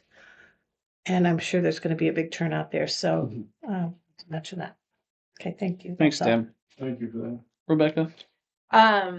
Well, I just really quickly would like to bring back the conversation for one of our next meetings, the facilities expansion. Jerry mentioned it. I think it's very important, not just from Eureka Center, but just as a whole, so you don't lose momentum. Targeted enforcement. I don't think I need to expand on that. And then I would like also to add into the budget, possibly a conversation of hiring a part-timer at the town office. That's a good point. So, and also, Chief, thank you very much to your guys. Kevin was great. My neighbor passed away week before last, and they were wonderful. The family were very appreciative.